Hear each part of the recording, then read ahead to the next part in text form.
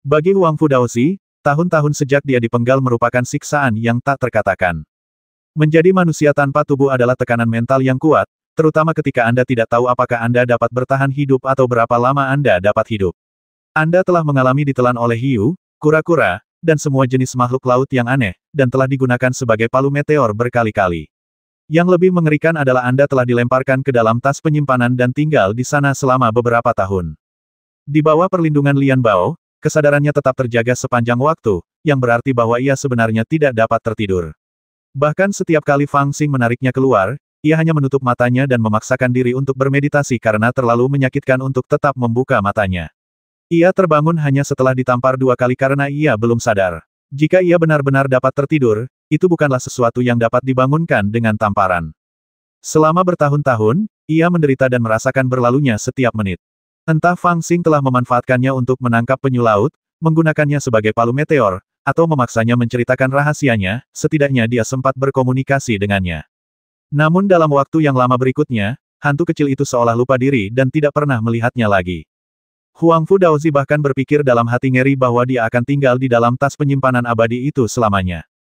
Karena itu, ia benar-benar mencapai ambang gangguan mental.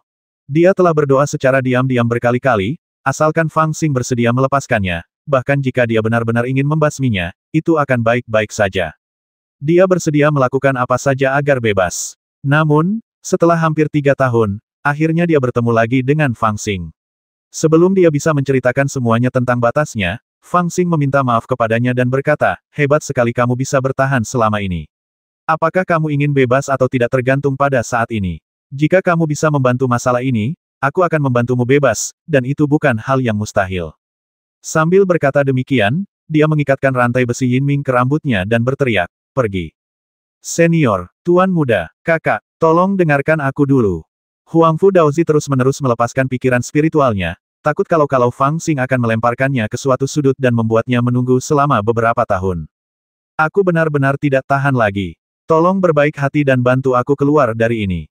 Tentu saja aku tidak mengatakan aku harus mencari kematian. Bisakah kau menemukan seseorang untuk membantuku mengambil alih tubuh lain? Siapapun bisa. Aku tidak akan menjadi anggota keluarga Huang Fu lagi. Bahkan jika kau membasmiku, aku tidak akan pernah menjadi musuhmu lagi. Selama kamu bisa membiarkanku mendapatkan kembali tubuhku, aku akan menjadi pelayanmu selamanya. Kakak, kalau kamu benar-benar tidak mau, basmi saja aku. Hancurkan saja kepalaku. Tidak akan sulit. Huang Fu Daozi hanya menatap Fang Xing. Ia terus mengirimkan pikirannya kepadanya. Kemudian, ia melihat mata Fang Xing semakin terkejut dan gembira. Ia berpikir bahwa apa yang dikatakannya menyentuh hatinya, jadi ia berbicara lebih bersemangat hingga Fang Xing menarik rantai dan menariknya kembali.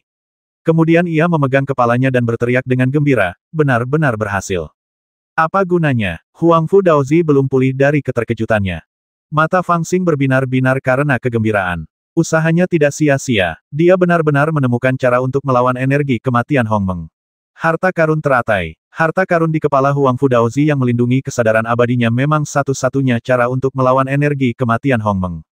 Sebenarnya, pikirkanlah, meskipun energi kematian primordial ini misterius dan menakutkan, dan akan membasmi semua makhluk hidup setelah menutupi bumi, sifatnya ditakdirkan untuk tidak menghancurkan tubuh fisik makhluk hidup, tetapi hanya memadamkan jiwa semua makhluk hidup. Namun, harta karun teratai ini adalah harta karun yang sangat ajaib yang melindungi kesadaran abadi. Kepala Huang Fu Daozi telah terpenggal begitu lama, tetapi kesadarannya masih ada, yang menunjukkan betapa istimewanya itu. Segala sesuatu diciptakan oleh alam, dan saling melengkapi serta menahan satu sama lain. Harta karun teratai ini dapat dianggap sebagai harta karun yang dapat menahan energi kematian dari kekacauan primordial. Fang Xing yang menyadari hal ini, menahan kata-kata liar di dalam hatinya dan berkata kepada Huang Fu Daozi dengan wajah serius, aku menginginkan harta teratai milikmu. Huang Fu Daozi berkata, kakak, aku. Fang Xing berkata, tidak mungkin membiarkanmu kembali. Jika ada kesempatan, aku bisa mencarikan mayat untukmu. Mata Huang Fu Daozi berkedip beberapa kali, dan dia berbicara dengan susah payah, apakah masalah ini? Fang Xingdao, jika kau berani tawar-menawar, apakah kau percaya bahwa aku akan menyegelmu dalam tangki septik selama puluhan ribu tahun? Huang Fu Daozi merasa ngeri, dengan berbagai macam pikiran berkelebat di matanya. Dia tahu Fang Xing mampu melakukan ini. Fang Xing tiba-tiba tertawa dan berkata, sepertinya kamu sedang dalam situasi yang sulit. Mengapa kamu tidak memikirkannya dengan hati-hati dan membicarakannya lagi dalam beberapa tahun? Sambil berkata demikian, dia berpura-pura memasukkan kembali Huang Fu Daozi ke dalam tas penyimpanan. Tindakan ini membuat Huang Fu Daozi ketakutan. Dia tidak tahu betapa mendesaknya Fang Xing bagi Lian Bao. Dia benar-benar berpikir bahwa dia harus menanggung beberapa tahun lagi keputusasaan dan kegelapan. Dia begitu takut hingga hampir menangis. Kesadarannya melonjak seperti air pasang, dan dia hampir berteriak dengan cemas janji. Aku janji. Fang Xing terkekeh dan menjadi bangga, lalu berkata kalau begitu, bisakah kau memberitahuku cara mendapatkan harta karun teratai? Waktu adalah hukuman terbaik. Awalnya, Fang Xing berusaha sekuat tenaga untuk mendapatkan harta teratai, tetapi Huang Fu Daozi menolaknya. Namun, setelah hampir 3 tahun disiksa di dalam tas penyimpanan, ia menyerahkan harta teratai dengan patuh karena janji Fang Xing. Tentu saja, harta teratai adalah harta yang langka, sangat ajaib, tetapi tidak dapat diberikan hanya dengan beberapa kata. Itu membutuhkan upacara yang sangat rumit. Fang Xing mempersiapkan diri selama 3 hari dan meminta seorang pelayan jindan yang ahli dalam jimat untuk mengukir formasi tersebut. Ia juga mendiskusikan langkah-langkahnya dengan Huang Fu Daozi sebelum ia benar-benar siap menerima harta karun teratai. Ini harus dibagi menjadi beberapa tahap. Tahap pertama adalah menggunakan supramuan untuk menjaga Huang Fu Daozi tetap hidup sehingga setelah menyerahkan harta karun teratai, kesadarannya tidak akan langsung hilang dan ia akan mati tanpa terlihat. Bagian kedua adalah tentang kesadaran Huang Fu Daozi, yaitu jiwanya, yang dibawa ke lautan kesadaran Fang Xing. Bagian ini sebenarnya yang paling sulit, dan itu juga menjadi alasan mengapa Huang Fu Daozi tidak mau menyerah sebelumnya. Dia tidak percaya Fang Xing berani melakukan ini, karena lautan kesadaran adalah tempat terpenting bagi seorang kultivator, dan hampir tidak ada seorang pun yang akan membiarkan hal-hal spiritual lainnya masuk, agar tidak mengancam jiwa sejati mereka. Namun, Fang Xing sama sekali tidak menganggapnya serius, dan terlalu malas untuk memberitahunya bahwa seorang paman klan Ibel telah tinggal di lautan kesadarannya selama beberapa tahun dan masih tidur. Paragraf ketiga adalah tentang menerima harta teratai. Melalui induksi mantra kuno dan kesadaran ilahi, harta teratai ditarik ke lautan kesadaran, bersatu dengan jiwa, dan roh sejati dijaga. Ketika semua ini selesai, Fang Xing mewarisi harta teratai, dan jiwa serta rohnya sangat kuat, yang langka di dunia. Proses di antaranya harus sangat tepat dan tidak ada langkah yang salah. Novel terbaru diterbitkan pertama kali di Liu 9 Suba. Jika ada tautan yang salah, ada 2 konsekuensinya. Salah satunya adalah jiwa Huang Fu Daozi telah menghilang. Kedua, harta karun teratai tidak terkendali dan menghilang dalam kehampaan. Fang Xing tidak terlalu peduli dengan konsekuensi pertama, tetapi dia terlalu enggan menanggung konsekuensi kedua.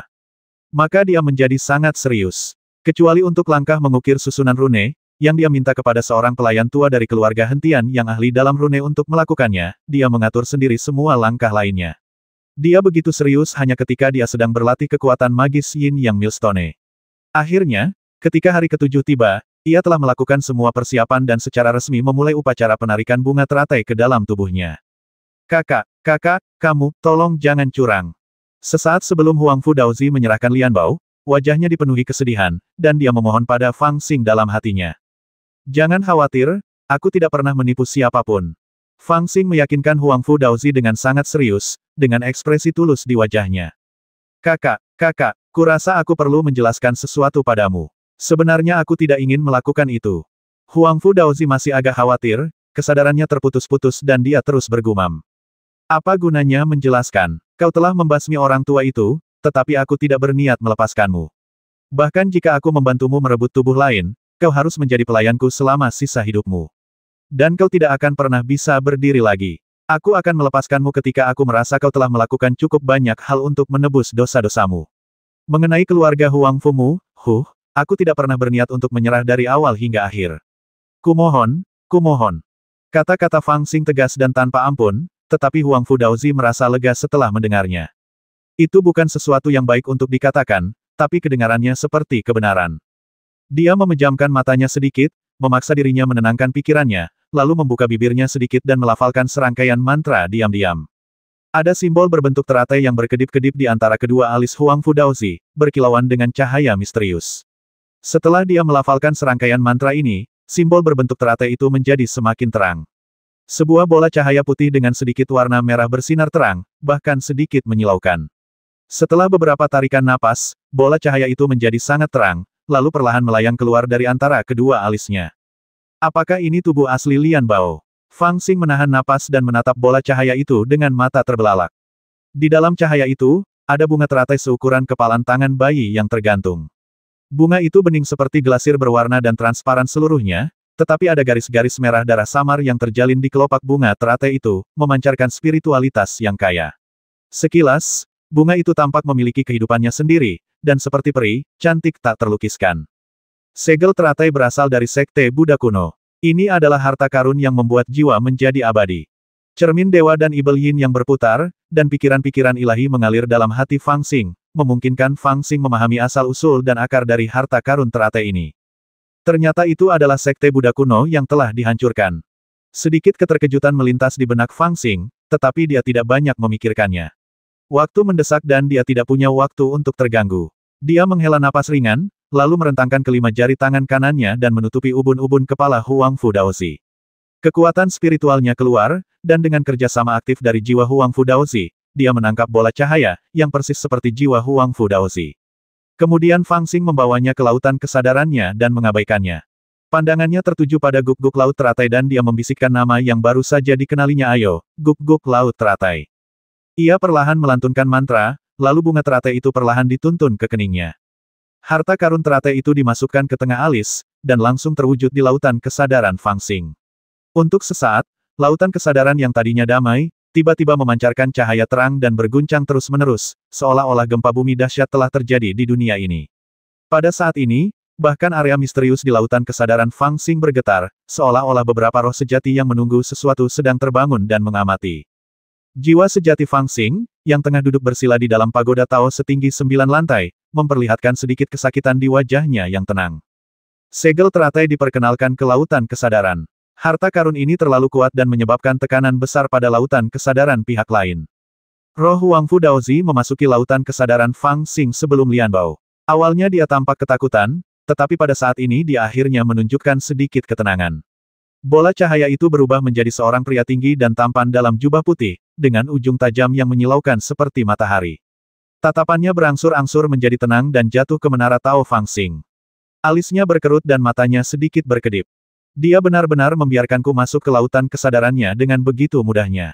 Begitu harta karun teratai menyatu dengan jiwanya, bahkan seorang kultivator yang telah melampaui kesengsaraan tidak akan dapat memiliki tubuhnya. Jika aku ingin terbebas dari perbudakannya di masa depan, sekarang adalah satu-satunya kesempatan ketika Lian Bao pertama kali memasuki lautan kesadaran dan sebelum penyatuan jiwa dan roh. Ketika dia memikirkan hal ini, matanya menjadi semakin cerah, namun membuat orang merasa kedinginan. Satu-satunya kesempatan, Huang Fu Daozi mengerutkan kening, dan ekspresi aneh melintas di wajahnya. Dia adalah Huang Fu Senji, seorang pendeta Tao yang dididik oleh keluarga Huang Fu dengan menghabiskan banyak sumber daya dan instruksi. Sebelumnya ia memang takut dan bahkan rela menjadi budak demi melindungi dirinya. Tetapi ketika dihadapkan pada satu-satunya kesempatan, dia masih agak tergoda. Sekalipun dia terlahir kembali setelah 100 bencana, dia tetap tidak mau melepaskan kesempatan yang ada di hadapannya. Dia tidak ragu lama-lama, karena momen singkat sebelum Fang Xing menggabungkan segel teratai adalah satu-satunya kesempatannya. Hampir tanpa sadar, dia bergerak sedikit, seolah hendak bergegas menuju menara Tao Fang Xing. Namun, pada saat ini, aura pembasmi yang mengerikan tiba-tiba menguncinya. Huang Fu Daozi terkejut, dan sebelum dia sempat bereaksi, dia tiba-tiba ditekan ke tanah oleh cakar emas yang besar. Dia mendongak dengan heran dan melihat seekor burung rok emas yang panjangnya lebih dari 10 kaki sedang menatapnya. Burung rok sebenarnya adalah perwujudan dari roh sejati, dan bulunya terbakar dengan api yang menyala-nyala. Bahkan ada kilatan petir di dalam api itu. Bertahan dari kesengsaraan, Huang Fu Daozi sangat ketakutan hingga jiwanya tercerai-berai dan ekspresinya berubah serta menakutkan. Ternyata itu adalah roh sejati dengan aura yang melampaui kesengsaraan. Bagaimana mungkin ada keberadaan yang begitu mengerikan di lautan kesadaran hantu kecil ini? Namun, dia segera menemukan bahwa roh sejati ini tidak berada pada tingkat melampaui kesengsaraan, ia hanya memiliki aura melampaui kesengsaraan. Namun, hal ini membuatnya semakin takut. Bagaimana mungkin roh sejati di alam jin dan memiliki aura yang melampaui kesengsaraan? Hei, anak muda, apa yang baru saja ingin kamu lakukan? Roh sebenarnya dari burung peng besar itu tiba-tiba tertawa sinis dan menatap Huang Fu Daozi dengan niat jahat. Senior, tolong ampuni nyawaku, aku Huang Fu.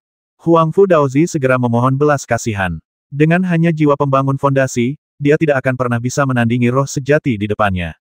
Aku tahu kau adalah putra keluarga Huang Fu. Saat bocah itu memotong kepalamu, aku ada di sana untuk membantumu. Burung peng besar itu terkekeh dan menatap Huang Fu Daozi dengan muram. Apakah kamu tahu siapa aku? Tatapan mata Huang Fu Daozi kosong. Saya tidak tahu, senior. Burung peng besar berkata, ada 10 Raja Ibel besar di tanah Ibel Beiju. Mereka selalu menjadi masalah bagi keluarga Huang Fumu. Mereka bahkan menawarkan hadiah yang mengejutkan. Aku adalah Raja Jahat Peng besar yang menduduki peringkat ketiga dalam daftar hadiah. Kau pasti mengingatku kali ini, kan? Tatapan mata Huang Fu Daozi menjadi semakin ngeri. Senior, aku. Mata Raja Jahat Dapeng berbinar dan dia bertanya, apakah kamu tahu rahasia keluarga Huang Fu? Huang Fu Daozi ingin menangis tetapi tidak bisa. Semua yang aku tahu ditanyakan oleh saudara Fang. Raja Jahat Dapeng berkata, oh, kalau begitu kamu tidak berguna. Saat berkata demikian, tiba-tiba ia mematuk dan benar-benar menelan roh sejati Huang Fu Daozi secara langsung. Kemudian, api sejati yang tak berujung muncul di tubuh monster itu, dan tubuhnya menjadi tembus pandang. Orang bahkan dapat melihat Huang Fu Daozi berjuang di perutnya, memohon belas kasihan, dan berteriak, sampai ia sepenuhnya dimurnikan oleh api, dan akhirnya berubah menjadi kekuatan jiwa murni, yang melengkapi roh sejatinya dan membuatnya lebih kuat. Hehe, lebih baik membasmi orang jahat ini secepatnya. Raja Jahat Dapeng menyeka mulutnya dengan puas dan berubah menjadi seorang lelaki tua, kecuali bahwa ia mengenakan jubah emas. Jubah itu tampak keemasan dan ada api yang mengalir di permukaan jubah emas itu, yang membuatnya tampak sangat suci. Ia memandang Fang Xing yang sedang menyatukan harta karun teratai dan tersenyum, dari mana orang menyebalkan kecil ini mendapatkan harta karun ini. Bahkan aku iri dengan keberuntungannya, sungguh menakjubkan. Setelah berkata demikian, dia terbang dan berputar mengelilingi menara Tao Fang Xing, mengamatinya dengan saksama, namun tanpa ada niat untuk menginginkannya. Pada saat ini, Fang Xing telah membawa segel teratai ke sekitar roh sejatinya dan perlahan-lahan menyatukannya. Segel teratai telah berubah menjadi satu rune misterius demi satu, yang terbang ke dalam roh sejatinya satu persatu. Setiap kali rune menyatu, roh sejatinya menjadi lebih cerah, auranya menjadi lebih suci, dan roh sejatinya menjadi lebih jernih. Di bawah aliran cahaya suci ini, bahkan cangkang ibel yang telah diubah oleh roh jahat dari luar roh sejatinya secara bertahap menjadi lebih murni dan lebih transparan, dan menyatu sempurna dengan roh sejatinya, tanpa celah apapun.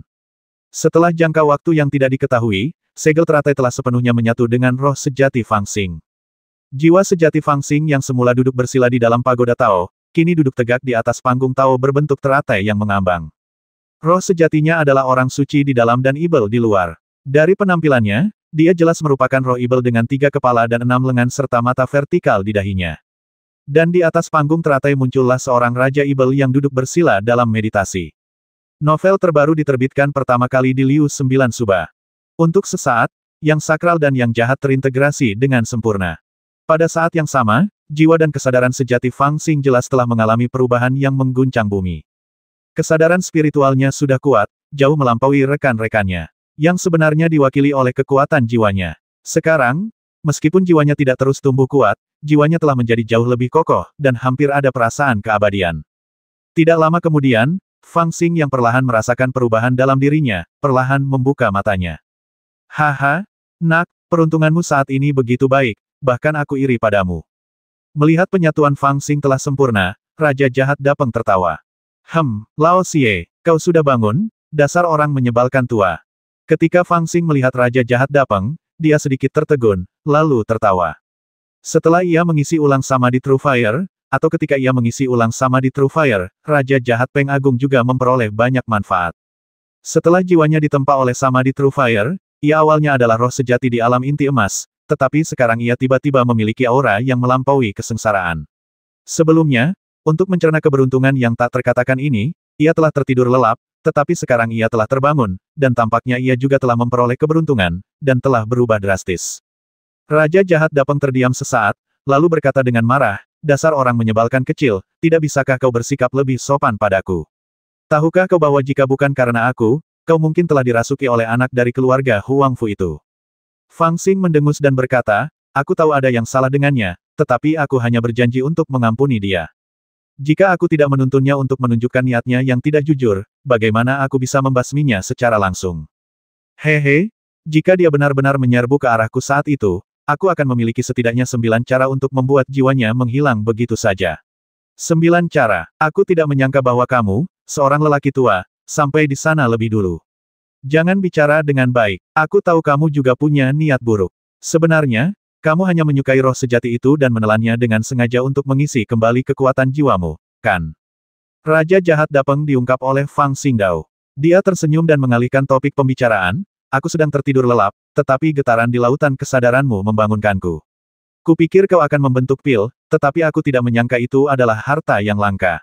Aku katakan padamu, Nak, fondasi, daging, dan bahkan jiwamu semuanya telah mencapai tingkat yang mencengangkan, dan kultivasimu juga telah mencapai kesempurnaan. Jika kau tidak membentuk pil sekarang, kapan kau akan melakukannya? Aku akan segera ke sana. Fang Xing terkekeh dan menatap Raja Jahat Peng Agung dan berkata, tapi Raja Jahat Tua, kamu bangun di waktu yang tepat. Ayo, mari kita bahas sesuatu. Fang Xing butuh waktu cukup lama untuk menyatukan segel teratai. Selama proses ini, 3 hari telah berlalu. Di luar istana tempat ia menyendiri, perubahan besar tengah terjadi di dunia. Saat itu malam hari, dan 8 bulan terang tersebar di langit, 1 putih dan 7 merah, bersaing satu sama lain dalam hal kecerahan, yang sungguh aneh. Pada saat ini, di dalam rerundewa istana Tao Tai Sang, cahaya merah terakhir perlahan naik. Cahaya itu perlahan melayang keluar dari rerundewa dan kemudian naik ke langit. Semakin tinggi ia terbang, semakin terang cahayanya. Cahaya merah darah jatuh ke bumi, mewarnai seluruh rerundewa Tai Sang dan daerah sekitarnya, dan bahkan laut mata air kuning, yang selalu bergelombang dengan gelombang gelap, menjadi warna merah darah. Seluruh bumi tampak terbenam dalam genangan darah. Saat bulan ke-9 naik ke langit, batasan yang rapat di rerundewa Tai Sang tiba-tiba melemah seperti rakit kulit domba yang kempes. Akhirnya, auranya menjadi sangat lemah. Semua susunan dan batasan yang tersisa meredup pada saat ini. Rerundewa Tai Sang, yang dulunya sangat berbahaya, berubah menjadi rerundewa yang sunyi pada saat ini, seolah-olah istana misterius telah membuka pintunya. Pada saat ini, Fang Xing, yang telah menyendiri di istana selama 3 hari, tiba-tiba membuka matanya. Di dahinya, tanda teratai muncul dan menghilang, tampak sangat sakral. Setelah waktu yang lama, tanda itu berangsur-angsur menghilang. Di depan jembatan giok menuju rerundewa istana Tao Tai Sang, orang-orang dari 5 departemen sudah siap. Saat bulan September naik ke langit, formasi jurang yang mengelilingi rerundewa istana Tao Tai Sang menjadi lebih ketat, tidak meninggalkan jejak cacat apapun. Jembatan giok yang menuju ke rerundewa telah menjadi satu-satunya jalan. Sebuah jembatan yang mengarah ke kabut yang tak diketahui. Aku tak tahu apakah itu mengarah ke dunia orang mati atau dunia peri. Biarkan perima yang melakukan pengorbanan. Pemimpin Feng Tiandao, Biksu Tua Ziban, menatap ke arah jembatan batu abadi dengan tatapan yang dalam. Para pemimpin suku lainnya juga tidak keberatan dan memandang Fang Xing. Selama beberapa hari terakhir, mereka tidak pernah menyerah untuk mencoba memahami rahasia jembatan batu peri. Namun sayangnya, setelah hampir setengah bulan, mereka masih belum menemukan bahkan rune di jembatan batu abadi. Ini adalah batasan yang berada di luar pemahaman mereka, dan mustahil bagi mereka untuk memahaminya dalam waktu singkat. Mengenai pengorbanan, meskipun ada banyak metode pengorbanan umum yang dapat dicoba, mereka tidak berani mengambil risiko ketika mereka memiliki pilihan. Lagi pula, jika pengorbanan dipimpin oleh magu, kemungkinan adanya celah akan lebih kecil. Fang Xing pun bekerja sama dengan baik dan patuh menyerahkan magu serta melepas jimat penenang di dahinya. Selama periode ini, Fang Xing tidak berani memberitahu dia tentang penjelajahannya di rerundewa, jadi dia pada dasarnya tidak terjaga. Ketika magu sadar kembali, dia mendongak dan melihat September di langit. Kemudian dia menundukkan kepalanya sedikit dan melihat Cao Zun yang diikat. Bibirnya bergetar sedikit, dan kemudian matanya tidak bisa bergerak. Cao Zun tidak berbicara, juga tidak menatapnya. Dia hanya memejamkan matanya sedikit, tanpa ekspresi di wajahnya, dan tampak seperti sedang berada di bawah belas kasihan orang lain. Baiklah, aku akan datang sendiri. Setelah mendengar permintaan Biksu Tua Ziban agar dia memimpin pengorbanan, magu mengangguk sedikit dan menjawab. Jembatan batu abadi adalah gerbang menuju 4 kejahatan. 4 pilar giok di kedua ujung jembatan adalah tempat tinggal 4 roh jahat. Jika kita tidak memadamkan kekuatan keempat roh jahat, kita tidak akan dapat melewati jembatan batu giok, kecuali seseorang memiliki kultivasi yang tak tertandingi dan dapat menerobos masuk. Suara magu sangat tenang jika tidak, kita hanya dapat mengorbankan darah keempat roh jahat untuk menghilangkan kebencian keempat roh jahat. Setelah menjelaskan prinsip pengorbanannya dengan perlahan, magu menatap kultivator tua berbintik ungu itu dan berkata, "Senior, aku akan memberitahumu metode spesifiknya. Kau harus melakukannya sendiri. Mengorbankan 4 gerbang jahat sebenarnya sangat sederhana. Kau hanya perlu menusuk tubuhnya dengan paku pemecah jahat, menarik rohnya keluar, dan menghubungkannya ke jembatan giok. Namun, kau harus berhati-hati untuk tidak mengambil nyawanya secara langsung. Prosesnya harus lambat. Setelah pengorbanan dimulai, kita dapat melakukan perjalanan dengan aman di jembatan giok. Selama darahnya belum habis, kita punya waktu sebentar. Namun, saat darahnya habis, larangan jembatan giok akan dipulihkan. Kita harus meninggalkan tempat itu sebelum itu, jika tidak, kita akan terperangkap di dalamnya selamanya. Setelah mendengarkan Magu, beberapa pemimpin klan saling memandang dan mengangguk diam-diam. Cara pengorbanan yang disebutkan Magu sesungguhnya adalah cara yang paling umum, dan justru karena cara ini umum, maka tidak ada kekurangannya. Mengenai proses pengorbanan, karena dilakukan oleh beberapa praktisi veteran pada saat yang sama, masyarakat tidak perlu khawatir akan adanya kecurangan. Hanya butuh waktu yang singkat untuk memakukan Tuan Muda Zukue ke jembatan batu abadi. 18 paku yang sangat tajam menusuk tubuhnya dari 18 posisi yang berbeda, melewati meridiannya, dan bahkan memakukan jiwanya. Inti dari kekuatan hidupnya ditarik dan berubah menjadi garis darah merah yang menyala dengan api samar, yang perlahan mengalir ke jembatan giok. Namun, Tuan Muda Suzaku tetap diam. Ketika bersendewa dengan darah vital yang mengalir dari Tuan Muda Suzaku, jembatan giok yang tak bernyawa ini tiba-tiba memancarkan 4 sinar cahaya yang mencengangkan. 4 sinar cahaya, 1 biru, 1 merah, 1 putih, dan 1 hitam, terbang keluar dari 4 pilar giok. Dalam cahaya itu, orang bahkan bisa samar-samar melihat penampilan keempat binatang buas itu ketika mereka masih hidup. Mereka sangat ganas dan meraung dalam kehampaan. Namun, saat darah Tuan Muda Suzaku mengalir, cahaya merah itu memperoleh kekuatan, dan keempat sinar cahaya yang awalnya seimbang kini didominasi oleh 1, menekan 3 lainnya. Akibat dari keseimbangan yang rusak ini, sebuah retakan tiba-tiba muncul di jembatan giok yang tertutup rapat, seolah-olah sebuah pintu telah terbuka. Ini kesempatannya, para senior, silakan masuk. Magu berbicara, tatapannya menyapu para pembudidaya dengan dingin, terutama berhenti di wajah Fang Xing. Mama Peri, silakan pergi dulu. Anehnya, meskipun istana Tao Tai Sang berada tepat di depan mata mereka, beberapa kultivator tua tampak sangat menahan diri dan tidak seorang pun bergegas menyeberangi jembatan batu. Luo Musang dari aliansi klan kecil bahkan dengan sopan meminta Magu untuk menyeberangi jembatan terlebih dahulu, bertindak seperti orang yang sangat tua. Oh, kamu masih tidak percaya padaku. Magu menertawakan dirinya sendiri dalam hatinya, berbalik dan berjalan menuju jembatan tanpa mengatakan sesuatu yang sopan. Fang Zeng, kamu bisa tetap di jembatan ini dan mengawasi Suzaku ini.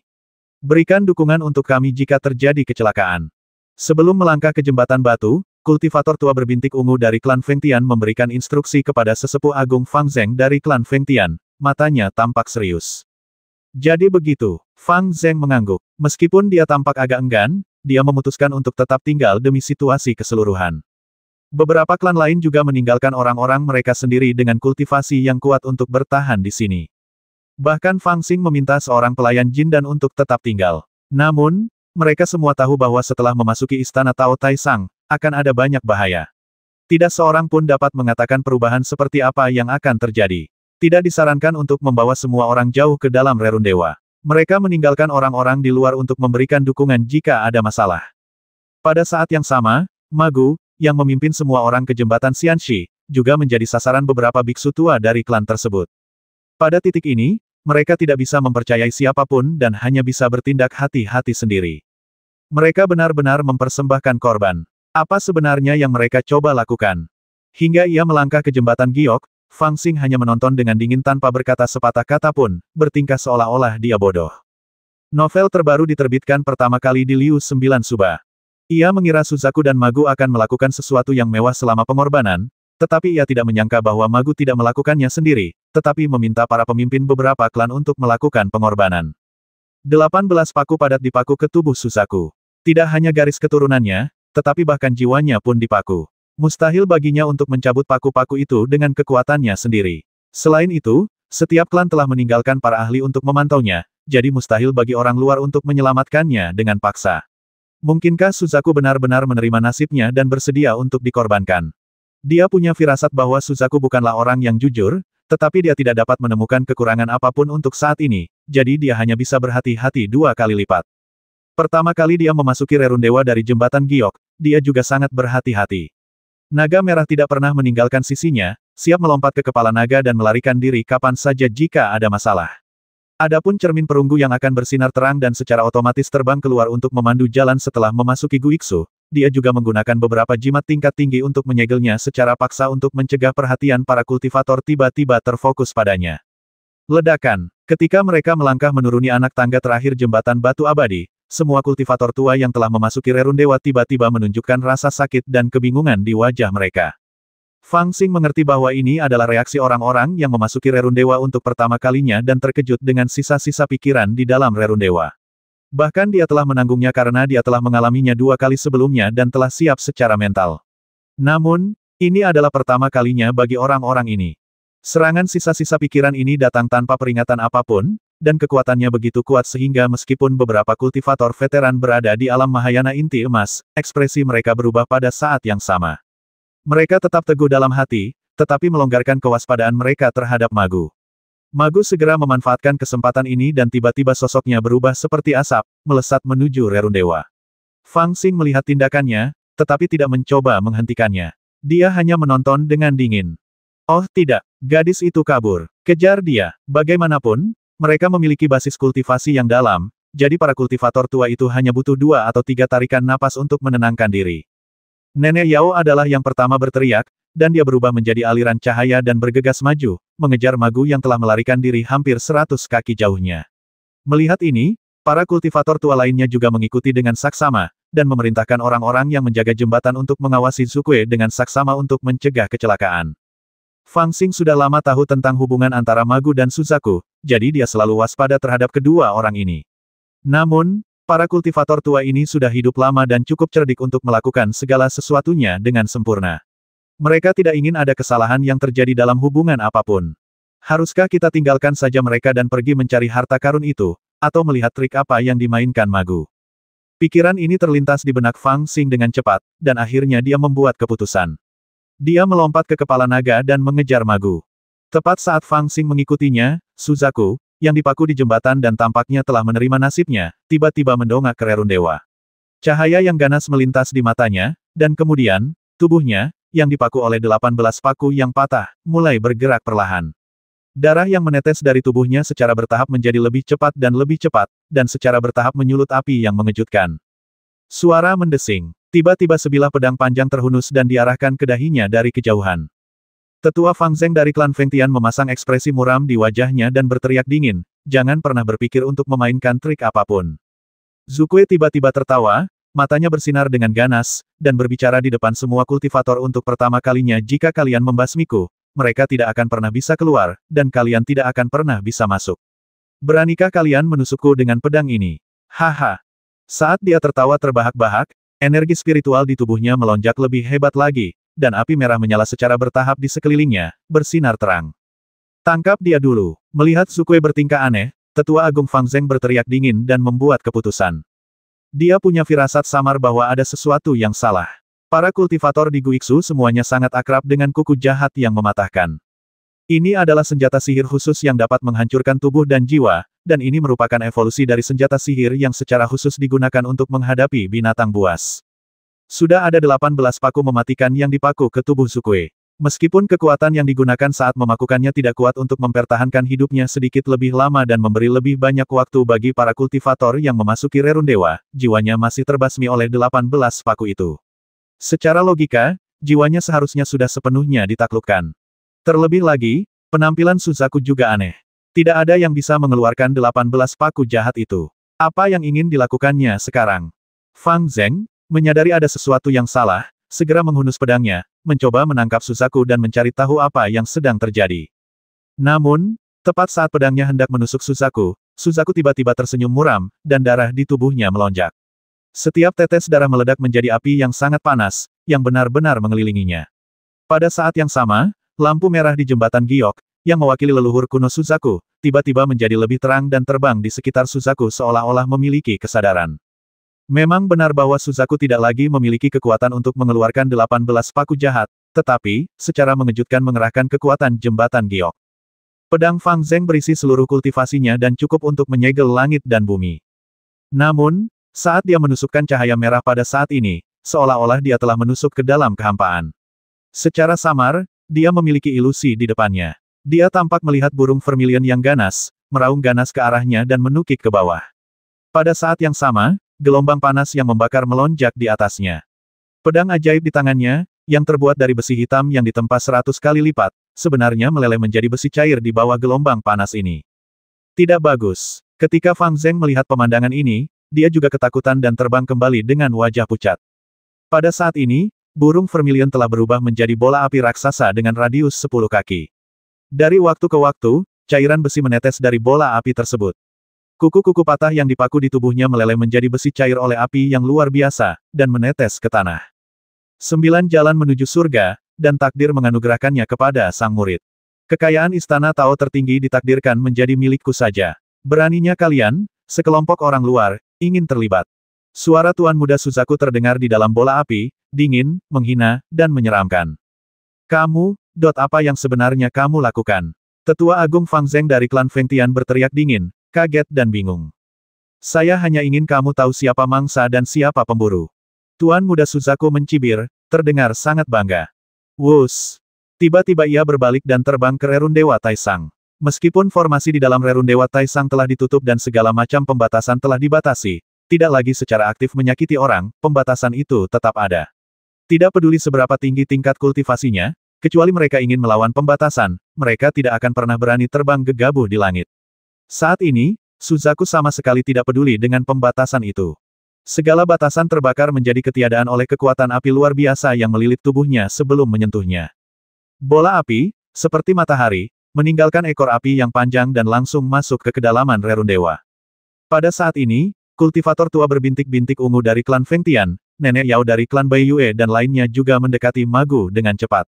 Magu tampaknya sangat mengenal batasan di dalam Rerun Dewa, dan dia terbang tanpa rasa takut, melesat ke kiri dan kanan seperti kilat, mengerahkan kecepatannya secara ekstrim, terbang maju seperti aliran cahaya.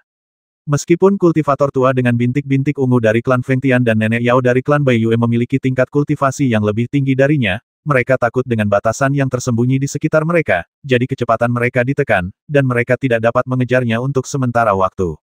Akan tetapi, mereka juga merasa ada sesuatu yang tidak beres, dan apapun yang terjadi, mereka tidak mau melepaskan Magu begitu saja. Bagilah barisan, perluas 8 gerbang, dan kelilingi dia. Kultivator tua berbintik ungu, Nenek Yao, Si Nansha, Luo Musang dan yang lainnya saling memandang, dan melihat Magu berlari semakin jauh, mereka membubarkan pasukan mereka dan mengepungnya ke depan sesuai dengan prinsip formasi. Namun, rute pelarian Magu bukanlah garis lurus, dan dia dikelilingi oleh para kultivator dalam waktu singkat. Ada orang di depan, belakang, kiri dan kanan, dan semua rute pelariannya telah diblokir.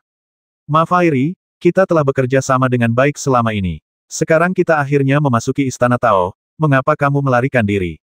Nenek Yao tampak menyeramkan, dan dia datang sambil bersandar pada tongkat berbentuk kepala naga, dengan tatapan sinis di matanya.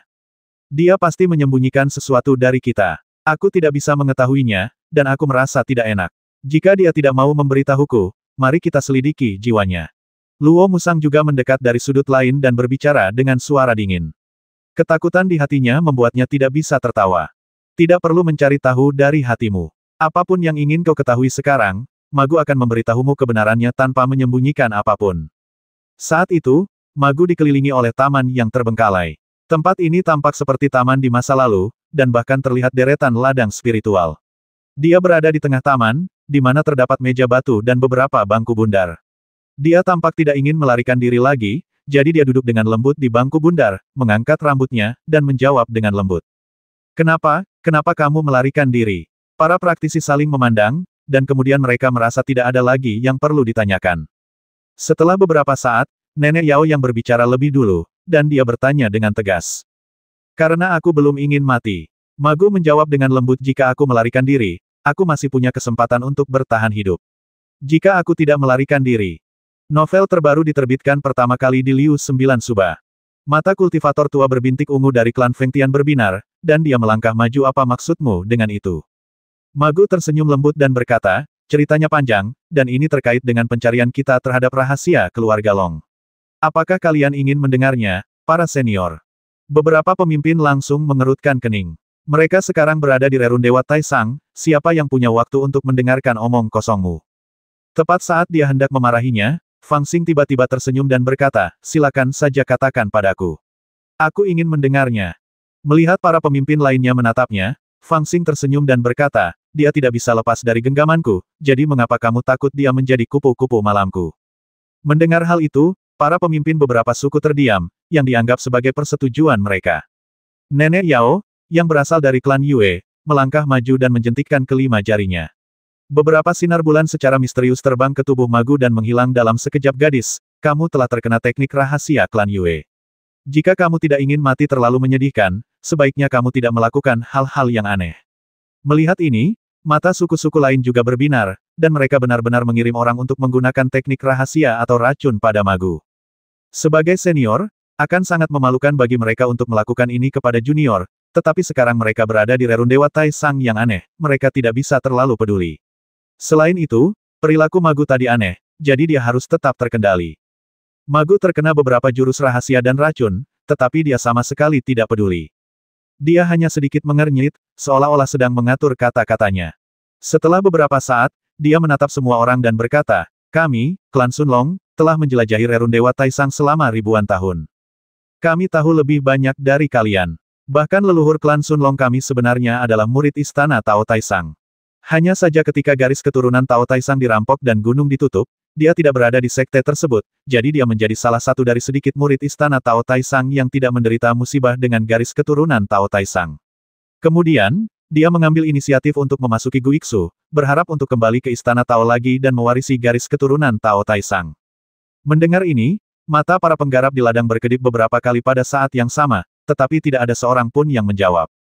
Klan-klan besar Hentian, Fengtian, Yuzhou, dan Baiyue semuanya memiliki akar dan asal-usul mereka sendiri, yang bukan rahasia di Guiksu.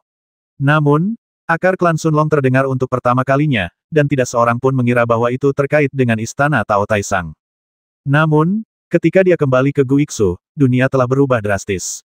Istana Dao tertinggi disegel, dan hanya ada satu jalan menuju surga, yang memungkinkan semua kultivator menjalani ujian. Siapapun yang dapat melewati 9 tingkat jalan menuju surga dapat mewarisi garis keturunan Dao tertinggi dan menjadi murid Dao tertinggi. Bahkan leluhur klan Sunlong kita tidak terkecuali dan harus melewati 9 tingkat jalan menuju surga, jadi dia melakukannya. Leluhur itu awalnya adalah murid Dao tertinggi, dan dia memahami semua pengaturan dalam 9 jalan menuju surga. Dia pikir dia bisa melewatinya, tetapi tidak seorang pun menyangka bahwa 9 jalan menuju surga saat itu sangat berbeda dari apa yang dia ketahui.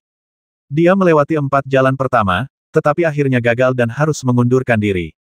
Leluhur itu tidak puas saat itu, dan tidak mau membiarkan orang lain mendapatkan Dao tertinggi yang menjadi miliknya, jadi dia hanya memotong jalur penilaian yang ditinggalkan oleh Dao tertinggi dan menutup Rerun Dewa tertinggi. Dia hanya meninggalkan rahasia ini di klan Sunlong kita, meminta kita untuk mencari orang-orang paling berbakat dari generasi ke generasi, memasuki jalan Tongtian kuno di Rerun Dewa, dan melewati jalan dari generasi ke generasi sampai kita mewarisi Dao. Mendengar ini, semua kultivator terkejut. Bahkan Fang Xing pun terkejut. Jadi formasi di sekitar Rerun Dewa Taisang didirikan oleh leluhur klan Sunlong. Sayangnya, setiap peristiwa yang direncanakan dengan baik pasti akan membawa beberapa perubahan yang tidak terduga. Bahkan leluhur kita tidak menyangka bahwa setelah dia meninggal karena luka-lukanya, aturan dunia Guiksu akan berubah drastis. Tidak ada keturunannya yang bisa menerobos ke tahap Naschen Sol. Oleh karena itu, jalan yang ditinggalkannya sangat sulit bagi kita, klan Sunlong. Dari generasi ke generasi, kita memasuki Rerun Dewa Taisang untuk ajaran leluhur ini, dan menderita korban yang sangat banyak. Pada akhirnya, klan kita hampir musnah, yang juga terkait dengan ini. Tindakan leluhur saat itu awalnya untuk pertimbangan anggota klan kita, tetapi dia tidak mengharapkan hasil ini. Dapat dikatakan bahwa dia mengikat dirinya sendiri dalam simpul-simpul. Saat mengatakan hal ini, Magu tampak sedikit sedih dan mendesah pelan. Gadis, berhentilah bermain trik dan mengulur waktu. Aku hanya ingin bertanya mengapa kau melarikan diri sekarang. Apakah kau punya niat jahat atau konspirasi? Jika kau tidak memberitahuku, jangan salahkan aku karena bersikap kejam. Aku akan mencari jiwamu. Nenek Baiyue berteriak dingin, dengan cahaya beracun bersinar di matanya. Magu tidak menunjukkan rasa takut dan tersenyum lembut, Senior Yao, dengan tingkat kultivasimu, tidak sulit bagimu untuk menggunakan teknik pencarian jiwa padaku. Namun, Magu ingin mengingatkanmu bahwa teknik pencarian jiwa hanya akan memberikan informasi yang tidak lengkap.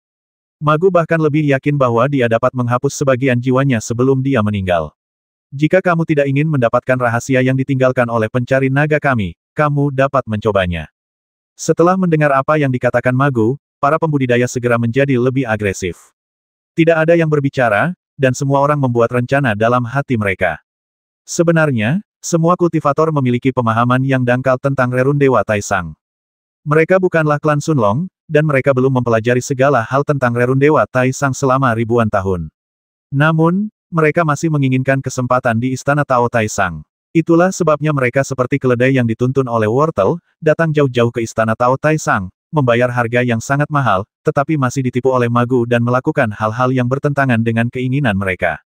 Jika apa yang dikatakan Magu benar, dan dia tahu di mana peluang terbesar di Istana Tao Taisang, maka ini memang yang paling dibutuhkan semua kultivator. Untuk sesaat, semua kultivator merasa gembira, tetapi juga sedikit waspada, dan mereka benar-benar tidak berani menggunakan kekerasan untuk saat ini. Melihat ini, Magu menunjukkan sedikit rasa jijik di wajahnya, tersenyum tipis, dan berkata haha, orang-orang terperangkap dalam kepompong mereka sendiri karena keegoisan. Leluhur klan Sunlong kita seperti ini, dan kalian juga sama, kan? Tapi kalian tidak perlu khawatir, selama kalian tidak memaksaku, maka aku akan memberitahu kalian apa yang ingin kalian ketahui, tanpa menyembunyikan apapun. Setelah mengatakan ini, dia menatap praktisi lain dengan matanya yang indah, ekspresi yang agak provokatif di wajahnya. Kultivator tua berbintik ungu dari klan Fengtian berkata dengan suara yang dalam perima, tolong jangan bersikap misterius lagi. Selama kamu bersedia memberitahu kami tidak akan menggunakan kekerasan. Para pemimpin lainnya juga menatap Magu dengan mata tidak bersahabat, tetapi tidak seorang pun berbicara. Melihat ini, Magu mendesah pelan, dan penghinaan di wajahnya menjadi lebih jelas. Setelah beberapa saat, dia berbisik, kalian semua berpikir bahwa Istana Tao tertinggi penuh dengan harta karun rahasia. Setelah masuk, kalian mungkin dapat menemukan sisa senjata, gulungan rahasia, atau obat berharga, dan itu akan menjadi peluang besar, bukan? Oh, bekas Istana Tao tertinggi memang penuh dengan harta karun, tetapi sangat disayangkan bahwa itu sudah bertahun-tahun yang lalu. Kalian juga telah melihat Istana Tao tertinggi saat ini. Hanya ada tanah hangus dan tulang kering di mana-mana. Bagaimana mungkin ada peluang? But it is not necessarily true that there is no chance at all. At least there is still a ray of hope at the end of the Tongtian Ancient Road. We, the Sunlong clan, are for that ray of hope on this Tongtian Ancient Road. Generation after generation, we have gone through many dangers in the outside world and entered the Taisang Taoist Palace to pass the test. Unfortunately, the world has changed drastically and the rules are chaotic, we has exceeded the expectations of our Sunlong ancestor. Generation after generation, although our Sunlong clan has suffered heavy casualties, we have never succeeded in entering the Tongtian Nine Passes. By the time of my father's generation, the Sunlong clan had already withered. He only broke into the Taoist Palace on and eventually exhausted the power of the clan. However, it was not totally in vain. He at least confirmed one thing, that the standard of the Taisang Taoist sect to accept the descendants of the previous generation is too high, we is simply not something that ordinary people like us can achieve. If you want to pass the Tongtian Nine Passes, it is not enough to rely on Sunlong's power alone. You can only rely on external forces. Kekuatan eksternal. Di bawah tatapan heran dari para kultivator lainnya, Magu mengangguk pelan iya, sebelum ayahku meninggal, dia pernah memberitahuku bahwa sebagian besar suku Guiksu memiliki harta karun rahasia, seperti pedang ajaib leluhur klan Fengtian, Yue Ruyi dari klan Bai Yue, Panji Dewa Tulang Putih klan Yuzhou, dan cermin harta karun 5 elemen klan Hentian. Jika kalian tidak mendapatkan harta karun langka ini, bahkan jika kalian melangkah ke gerbang 9 Tongtian, kalian tidak akan pernah bisa melewatinya dengan sukses. Mendengar dia dengan ringan mengungkapkan harta langka di keluarganya, beberapa petani tua tampak sedikit tidak senang. Ma, Peri, apakah kamu menginginkan sebagian harta karun kami? Aku khawatir kamu tidak cukup kuat. Kata kultivator tua berbintik-bintik ungu dari klan Fengtian dengan lembut. Jika kita tidak menghitung aliansi klan kecil di Luo Musang, 5 klan utama di Guiksu, Hentian, Fengtian, Sunlong, Yuzhou, dan Bai Yue, semuanya sangat kuat. Secara tegas, klan Sunlong masih relatif lemah. Oleh karena itu, ketika para kultivator mendengar ini, mereka semua merasa sedikit lucu. Pemimpin klan Sunlong sebelumnya pasti sudah gila, ingin mengumpulkan keempat harta langka itu sendiri untuk digunakan sebagai bantuan eksternal untuk menerobos 9 gerbang Tongtian. Bagaimana lagi kamu bisa mengatakan kamu terjebak dalam jaringmu sendiri? Wajah Magu sudah agak muram sejak aku muncul, kau telah mengendalikanku dengan kuat, memaksaku untuk membawamu jauh ke Guiksu, menolak untuk pergi bahkan setengah langkah pun. Sayang sekali kau tidak tahu bahwa semakin dekat kau dengan rerun Dewa Taisang, semakin dekat pula kematianmu. Dalam keadaan normal, aku tidak memiliki kemampuan untuk mengambil 4 harta langkamu, tetapi bagaimana jika kita berada dalam situasi yang mematikan?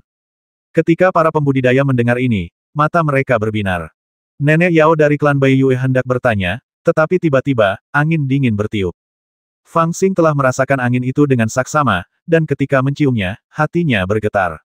Dia menepukkan tangannya di kepala naga itu, dan segera terbang menuju taman terlantar tempat Magu berada. Lembaran giok yang telah diambilnya dari tas penyimpanan orang suci klan Sunlong menyebutkan taman terlantar ini sebagai salah satu dari sedikit tempat yang dapat menahan energi kematian Meng Hong untuk sementara waktu. Melihatnya berlari ke taman yang terbengkalai, Nenek Yao, kultivator tua berbintik ungu dari klan Feng Tian, Sinansha dari klan penjinak binatang, dan Luo Musang semuanya mengubah ekspresi mereka. Pada saat yang sama, mereka melesat dan bergegas ke taman yang terbengkalai. Mereka menempati beberapa sudut dan mengepung Magu di dalam, tetapi mereka menatap Fang Xing dengan waspada. Mereka menemukan bahwa Magu menyembunyikan banyak rahasia di dalam hatinya, tetapi mereka khawatir Fang Xing akan menangkapnya lagi.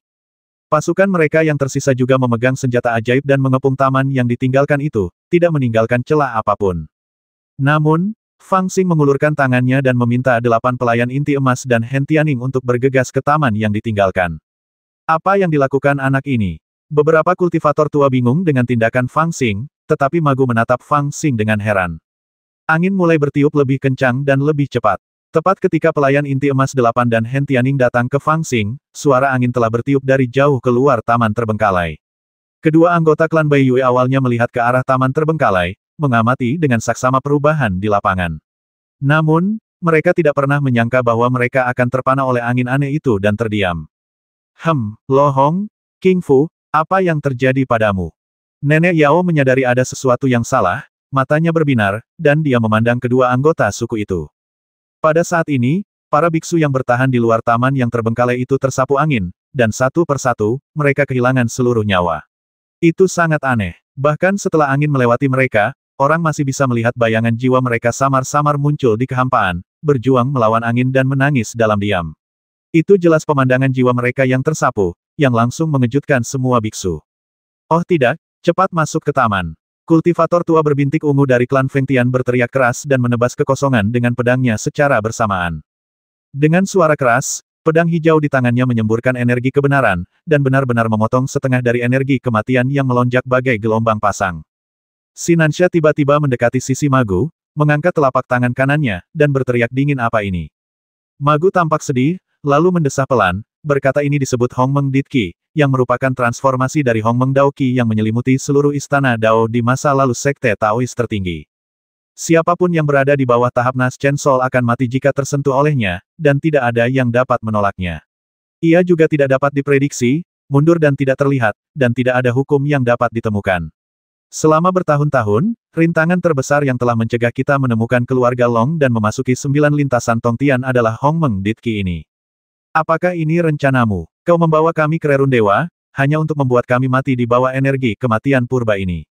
Nenek Yao bertanya dengan tegas, dengan niat membasmi di matanya taman terbengkalai ini tampaknya dapat mencegah invasi energi kematian. Gadis, kau memilih taman terbengkalai ini sebelumnya, yang menunjukkan bahwa kau memiliki sedikit pemahaman tentang energi kematian purba ini. Beritahu kami cara menyelesaikannya dengan cepat, kalau tidak aku akan membuatmu berharap kau mati. Magu tersenyum sedih dan berkata, jika kau ingin aku tidak bisa hidup, aku percaya padamu, tetapi jika kau ingin aku tidak bisa mati, itu lelucon. Taman terlantar ini adalah tempat di mana Taois tertinggi membudidayakan obat-obatan spiritual di masa lalu. Karena mereka khawatir bahwa Hongmeng Daoqi akan menyusup dan mengubah khasiat obat-obatan spiritual, mereka membuat susunan sihir untuk mencegah Daoqi memasuki taman obat.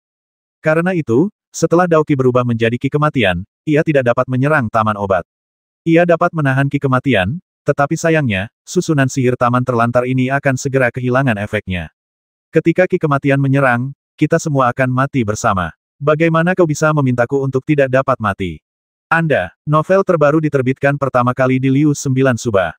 Semua pembudidaya curiga Anda membawa kami ke sini, bukankah Anda berencana untuk mencuri harta rahasia kami? Dia sedang berencana untuk mengambil harta rahasiamu.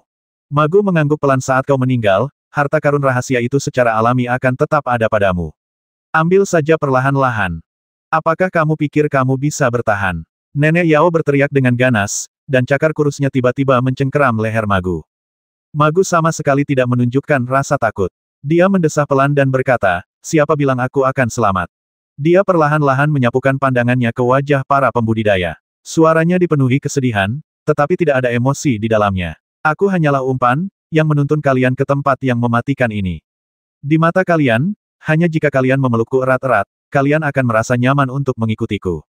Hanya jika aku menyerahkan hidupku, aku dapat menuntun kalian, rubah tua dan rubah muda, ke tempat di mana kalian ditakdirkan untuk mati. Nada bicaranya membuat semua praktisi merasa sedikit dingin, dan mereka samar-samar merasa bahwa mereka tampaknya telah melakukan kesalahan. Untuk siapa kamu melakukan ini? Sinansha membuka mulutnya, tatapan matanya begitu dalam sehingga orang tidak bisa melihat dasarnya. Magu mendesah pelan, menatap ke kejauhan, tetapi tidak menjawab. Tentu saja untukku. Di kejauhan, di bawah pantulan bulan September yang aneh, sebuah bola api tiba-tiba terbang dari kejauhan. Saat bola api itu semakin dekat, para pembudidaya tiba-tiba menyadari bahwa ada seekor burung buas di dalam bola api itu, dengan api yang berkobar di sekelilingnya dan tatapan yang sangat ganas di matanya. Burung itu benar-benar melesat langsung ke energi kematian purba yang memenuhi dunia, tetapi tidak terpengaruh sama sekali. Ia melesat langsung ke sekitar taman yang terbengkalai dan terbang di udara. Suzaku, ternyata itu adalah burung vermilion yang disangka para pembudidaya sedang dikorbankan di jembatan giok. Beberapa saat yang lalu, semua kultivator menyaksikan dengan tak berdaya saat Suzaku dipaku ke jembatan giok oleh 18 paku ganas. Bahkan para penyerangnya adalah beberapa pemimpin, dan sama sekali tidak ada belas kasihan saat mereka menyerang. Burung vermilion tertusuk 18 paku mematikan, yang menusuk tubuh dan jiwanya. Mungkin ia bahkan tidak bisa menunjukkan sedikit pun kekuatan spiritual, apalagi kekuatan supranatural. Bagaimana ia bisa lolos dalam keadaan seperti itu? Kalaupun dia diselamatkan, menurut akal sehat, setelah dihantam oleh 18 paku ganas dan jiwanya terluka, dia seharusnya tidak sadarkan diri. Namun saat ini, Suzaku ini memiliki tatapan mata yang tajam dan tampak ganas dan agresif, tetapi semangatnya tampak lebih kuat. Itu, bagaimana mungkin? Mungkinkah itu Suzaku yang kedua? Apakah ada yang salah dengan cara hukuman itu dilaksanakan? Untuk sesaat, semua pembudidaya di taman terbengkalai itu terkejut, dan merasa takut oleh tatapan mata Suzaku. Haha, tidak perlu menebak. Aku hanya menggunakan 18 kuku jahat yang patah untuk menyerap sebagian roh leluhur klan Suzaku kita di jembatan giok. Menurut akal sehat, aku adalah garis keturunan langsungnya, jadi sah bagiku untuk menyerap kekuatan rohnya. Di tengah tawanya yang keras, matanya sama sekali tidak tersenyum. Sebaliknya, matanya membuat orang merasa dingin. Nada suaranya tiba-tiba berubah jika aku tidak merencanakannya sendiri. Apakah kamu benar-benar berpikir kamu dapat menangkapku dengan mudah? Apakah kamu benar-benar berpikir bahwa kamu, sekelompok orang yang mendambakan keberuntungan, dapat mengorbankan aku, dengan mudah melewati 4 gerbang jahat, dan terlibat dalam garis keturunan Tao dari Istana Tao tertinggi? Oh, jika aku tidak ditangkap olehmu, kamu mungkin tidak akan membawaku menyeberangi laut mata air kuning dengan mudah. Jika aku tidak disiksa, kamu mungkin tidak akan merasa nyaman memasuki rerun dewa tertinggi. Kata-kata ini segera membuat para pembudidaya mengerti sesuatu, dan mereka saling memandang dengan mata berkedip. Beberapa orang bahkan menatap Fang Xing dengan tatapan yang rumit. Mereka telah mendengar dari perkataan Sukue bahwa dia sengaja jatuh ke tangan ibel kecil ini. Yang paling menyebalkan adalah ibel kecil ini tertipu saat itu. Terlebih lagi, ketika para kultivator bertanya kepadanya tentang proses penangkapan Sukue setelahnya, dia juga sangat sombong dan menolak menjelaskan lebih lanjut. Namun, mereka tidak pernah menyangka bahwa dia telah jatuh ke dalam rencana Sukue sejak saat itu. Melihat tatapan rumit dari para kultivator, mata Sukue bersinar dengan cahaya yang tajam, seolah-olah dia agak sombong. Dia melirik Fang Xing dengan dingin, lalu melihat sepotong batu biru di luar taman terbengkalai, yang merupakan pusat formasi yang menopang lingkaran sihir taman terbengkalai. Dia berkata dengan dingin, serahkan harta rahasia di tangan kalian. Jangan mencoba menghancurkan harta rahasia itu sehingga aku tidak mendapatkan apa-apa, dan jangan mencoba menggunakannya untuk mengancamku. Selama aku menghancurkan formasi sekarang, lingkaran sihir di sekitar taman terbengkalai akan menghilang, dan energi kematian akan menyerbu. Kalian semua akan mati dalam sekejap. Kenapa kamu tidak terpengaruh oleh energi kematian Hongmeng? Di taman yang terbengkalai, seorang biksu terkejut dan berteriak. Pada saat ini, Magu perlahan berdiri, menatap Suzaku dengan lembut, dan menjawab pertanyaan karena awalnya diambil dari energi kematian purba. Ketika ayahku menjelajahi rerun Dewa Taisang, meskipun dia gagal melewati gerbang 9 Tongtian, dia secara tidak sengaja menemukan telur binatang Suzaku ketika dia pergi. Itu saja, sebelum diambil dari rerun dewa oleh ayahku, telur itu terinfeksi oleh energi kematian purba siang dan malam, jadi secara alami kebal terhadap energi kematian purba. Kalau tidak, mengapa aku harus memasang perangkap ini? Dia bekerja keras dan menggunakan dirinya sendiri sebagai umpan untuk menyusun rencana, tetapi ternyata rencana itu bukan untuk dirinya sendiri. Semua praktisi sangat terkejut hingga tidak ada seorang pun yang dapat berbicara. Mereka telah lama menyadari ada sesuatu yang salah dengan Magu, jadi mereka terus mengawasinya setiap saat dan tidak mau menyerah sedikit pun. Tetapi tidak seorang pun menduga bahwa Magu sebenarnya tengah menyusun rencana untuk orang lain, dan bahkan menggunakan dirinya sebagai umpan. Adapun mengapa Magu melakukan ini, tidak seorang pun di antara para kultivator bertanya. Mereka semua telah hidup lama dan telah menjadi sangat berpengalaman. Ketika mereka melihat sorot mata Magu saat dia menatap Suzaku, mereka memahami segalanya di dalam hati mereka, meskipun sulit bagi mereka untuk menerimanya secara emosional. Namun, di antara para kultivator yang tercengang, hanya Fang Xing yang mengorek hidungnya dengan acuh tak acuh. Dia tahu sedikit lebih banyak daripada yang lain dan menduga bahwa rencana Magu dan Shao Zun tidak seperti ini. Sebaliknya, Magu sengaja membawa para kultivator ke rute yang salah untuk menghabiskan kekuatan mereka, dan kemudian mencari kesempatan bagi Shao Zun untuk menyelamatkannya. Mereka berdua akan mengikuti di belakang para kultivator dan menunggu mereka berselisih tentang masalah naga merah. Tidak peduli siapa yang menang atau kalah, pemenangnya akan memasuki rerun dewa tertinggi dan pasti akan menghadapi Ki kematian Hongmeng. Kemudian Zukue dapat menyusul, dan menunggu hingga semua orang mati, lalu mengambil harta langka yang ia butuhkan. Akan tetapi, di pesisir Yellow Springs, bunga lili laba-laba merah dan pohon kura-kura semuanya telah layu, dan Zukue mendapati dirinya tidak mampu menyeberangi laut Yellow Springs sendirian, jadi dia harus muncul dan sengaja membiarkan dirinya ditangkap di rawa hitam, lalu menyeberangi laut Yellow Springs bersama para pembudidaya lainnya sebagai mangsa. Tentu saja, ini juga berarti bahwa dia tidak memiliki kesempatan untuk menyelamatkan Magu dari bahaya. Tidak heran Magu begitu sedih saat itu. Dia dan Shao Zun memiliki pemahaman diam-diam, dan setelah mengetahui bahwa Shao Zun telah memilih untuk ditangkap, dia memutuskan untuk menggunakan nyawanya sebagai umpan. Setelah memancing semua kultivator ke dalam perangkap, Shao Zun akan langsung menghancurkan formasi sihir taman yang terbengkalai, menyebabkan semua kultivator mati dalam sekejap, lalu dengan tenang mengambil harta rahasia yang dibutuhkannya. Dengan cara ini, Magu juga akan mati secara alami. Atau, Shao Zun akan mengancam akan menghancurkan formasi sihir, memaksa semua kultivator untuk menyerahkan harta rahasia, lalu membiarkan mereka mati. Dalam kasus ini, Magu akan tetap mati di tangan para kultivator. Semua pikiran rumit ini benar-benar membuat Fang Xing sakit kepala. Jelas bahwa dalam rencana awalnya, Shao Zun bermaksud untuk menghancurkan lingkaran sihir itu secara langsung, dan bahkan tangannya terangkat, tetapi sebelum jatuh, dia tidak bisa menahan diri untuk tidak menatap Magu. Magu juga menatapnya dengan tatapan lembut, tanpa penyesalan, tetapi masih ada sedikit kesedihan di matanya. Ketika dia melihat tatapan Shao Zun, dia tersenyum tipis. Lakukan apa yang ingin kau lakukan. Sekarang aku telah memutuskan untuk membantumu, aku tidak akan menyesalinya. Melihat Shao Zun ragu-ragu, Magu mulai membujuknya. Ibu saya mengalami banyak situasi berbahaya saat menjelajahi rerun dewa. Saat mengandung saya, ia terinfeksi jamur beracun. Akibatnya, saya lahir dengan racun api di tubuh saya dan wajah saya dipenuhi luka beracun. Meskipun saya telah mencapai tingkat ramuan emas, saya masih belum bisa menghilangkannya. Saya bahkan tidak berani bertemu orang. Namun, Anda tidak pernah membenci saya dan tetap berada di sisi saya. Terima kasih. Burung vermilion di langit menatapnya dengan mantap tanpa mengucapkan sepatah kata pun, tetapi matanya yang tajam tampak agak redup. Kita telah mencari apa yang disebut kitab suci Dao tertinggi untuk klan Long terlalu lama, sehingga pada akhirnya kita hampir musnah. Namun, aku tidak tertarik padanya. Jika kamu menginginkannya, ambil saja. Sebenarnya, aku selalu ingin bersikap sangat sederhana. Aku hanya ingin bisa berdiri di sampingmu dan menemanimu untuk sementara waktu setelah aku sembuh. Sayang sekali sekarang setelah wajahku sembuh, aku tidak punya kesempatan. Melihat kelembutannya yang tampaknya begitu kuat hingga hampir meleleh, Fang Xing tidak dapat menahan diri untuk tidak menggaruk kepalanya, dan bergerak mendekatinya dan berkata, "Ya, sepertinya kamu ingin melihat kekasihmu untuk yang terakhir kalinya, tapi kamu tampaknya telah melupakan sesuatu." Magu menatapnya dengan dingin tanpa mengatakan sepatah kata pun. Dalam hatinya, dia masih percaya bahwa Fang Xing lah yang menangkap Suzaku, yang menyebabkan dia kehilangan semua harapan untuk bertahan hidup. Fang Xing benar-benar tidak ingin melihat wajahnya, jadi dia memalingkan mukanya dan mendesah, "Pil lukisan abadi yang kuberikan padamu adalah hal yang baik. Tidak peduli seberapa jeleknya dirimu, aku bisa membuatmu menjadi sedikit cantik. Sayang sekali, aku sudah bilang padamu untuk tidak menggunakan kekuatan spiritualmu dengan sembarangan, jika tidak konsekuensinya akan sangat serius.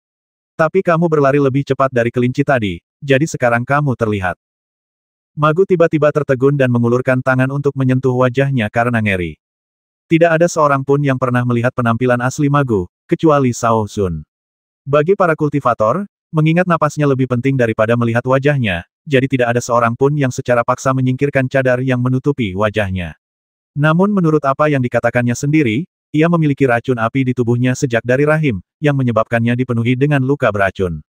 Niscaya, wajah itu tidak akan terlihat bagus sama sekali, bahkan sangat jelek.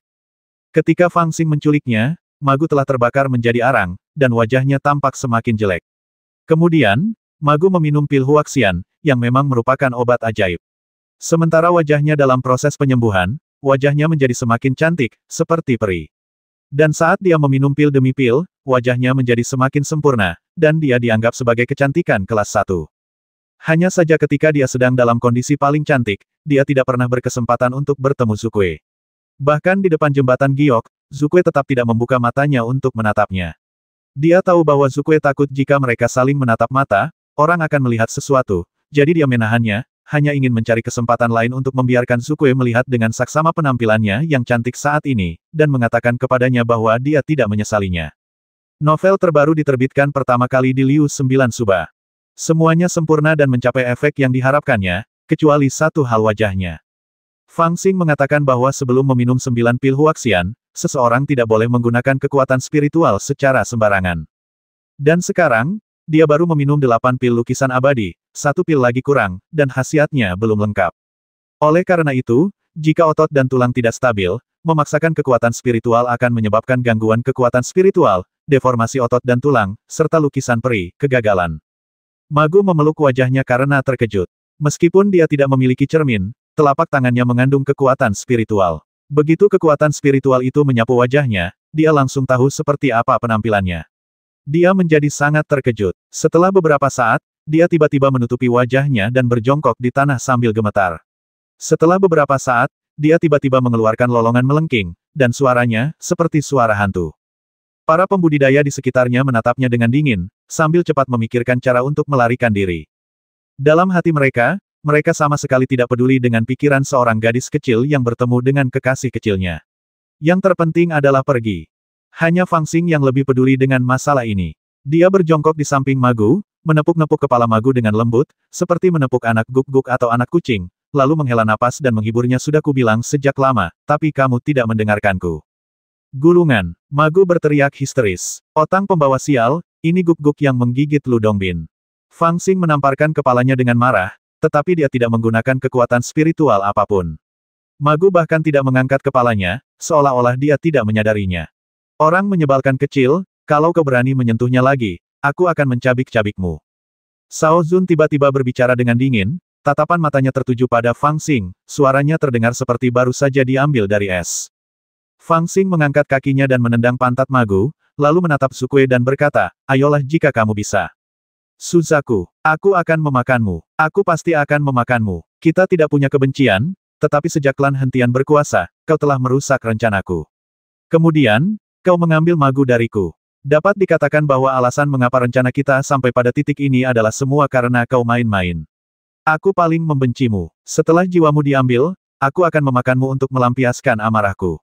Zukue menjadi geram, dan awan api di sekelilingnya tampak tumbuh beberapa kali lebih kuat dalam sekejap. Lagi pula aku belum mandi berhari-hari, terserah kau saja. Fang Xing mengangkat bahu seolah tidak terjadi apa-apa, yang langsung membuat Suzaku marah. Basmi dia. Zukue tiba-tiba meraung, menatap para kultivator yang terjebak di taman terlantar itu dengan tatapan muram.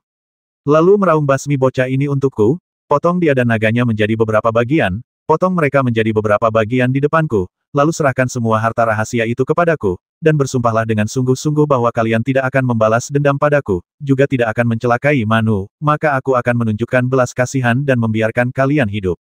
Wow, ketika para pembudidaya mendengar ini, mata mereka berbinar pada saat yang sama, seolah-olah mereka melihat harapan untuk bertahan hidup. Yang paling mereka khawatirkan saat ini adalah kematian yang tidak dapat dijelaskan di bawah energi kematian primordial ini. Jika Zukue bersedia menyelamatkan nyawa para kultivator, maka bukan tidak mungkin bagi mereka untuk menyerahkan harta rahasia itu. Yang lebih penting, Zukue benar-benar meminta mereka untuk bersumpah dengan sumpah beracun. Sumpah beracun ini, bukankah itu hanya masalah gemetar di bibir atas dan bawah? Anda dapat mengatakan apapun yang Anda inginkan, menurutinya atau tidak, dan Anda tidak dapat menggigit saya. Namun, yang mereka khawatirkan adalah naga merah. Pada saat ini, pria besar itu sedang menatap semua pembudidaya dengan waspada. Di taman terbengkalai dengan radius hanya belasan kaki ini, saat bertarung dengan pria gila seperti itu, tidak ada yang berani melindungi diri mereka sendiri dan lolos tanpa cedera. Atau, dengan kata lain, jika formasi sihir taman terbengkalai yang sudah tidak stabil dihancurkan dalam pertarungan, dan energi kematian menyerbu, bukankah semua orang akan mati dengan menyedihkan?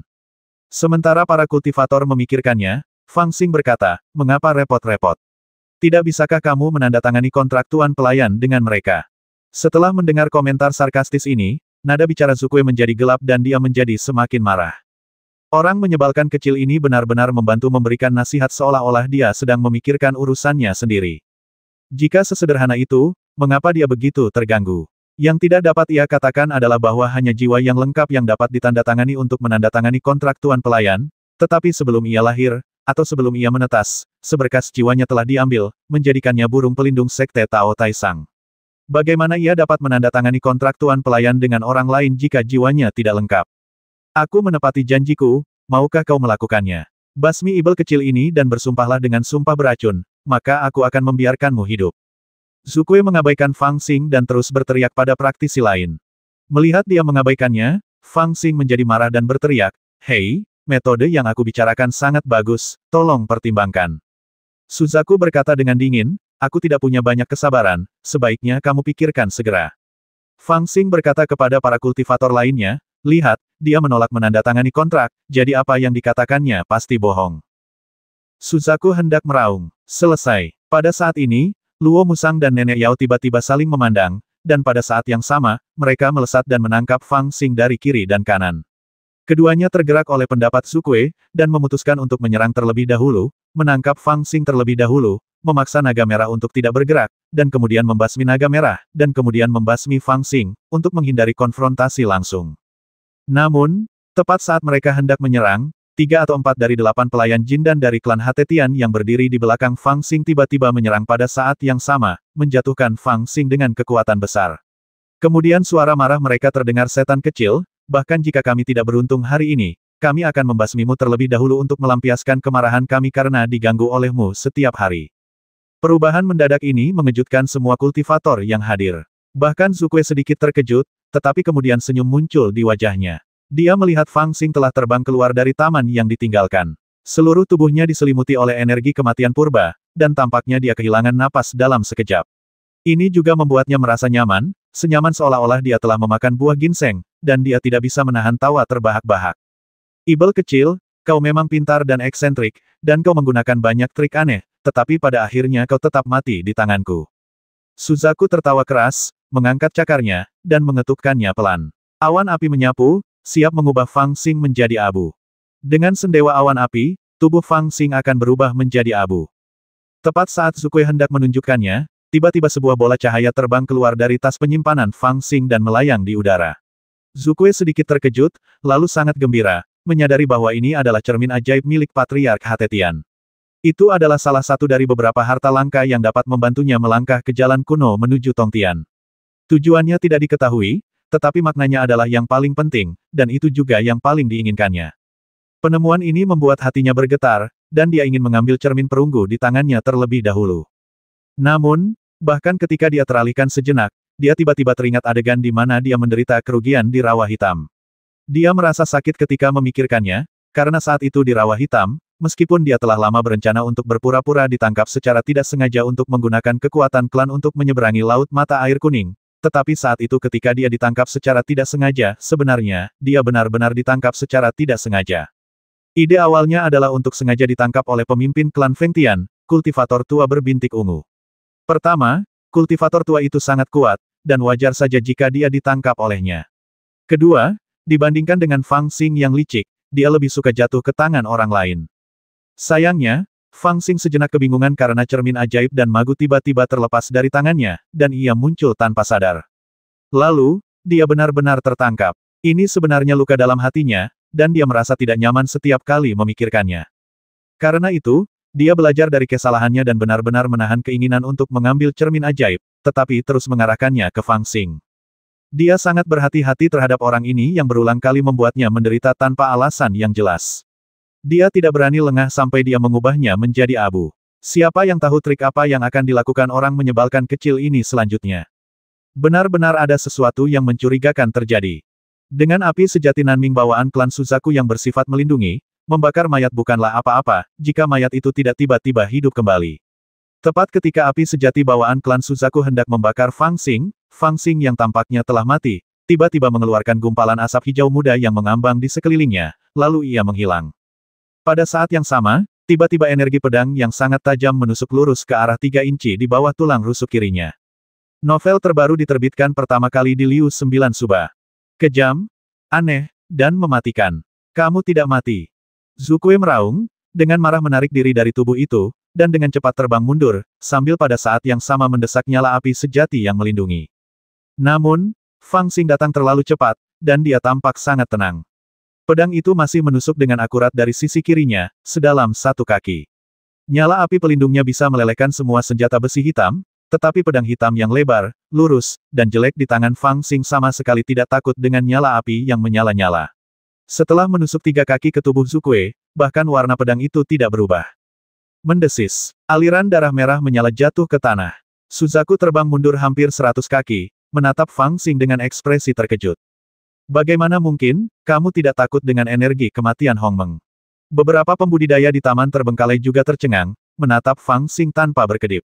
Mereka tidak dapat membayangkan bagaimana anak kecil itu tidak takut pada energi mematikan Hongmeng yang bahkan kultivasinya tidak dapat menahannya. Namun, Fang Xing memang tidak takut. Dia terkekeh, mencabut pedang hitam besar yang ditusukkan lurus, lalu mengangkat kepalanya.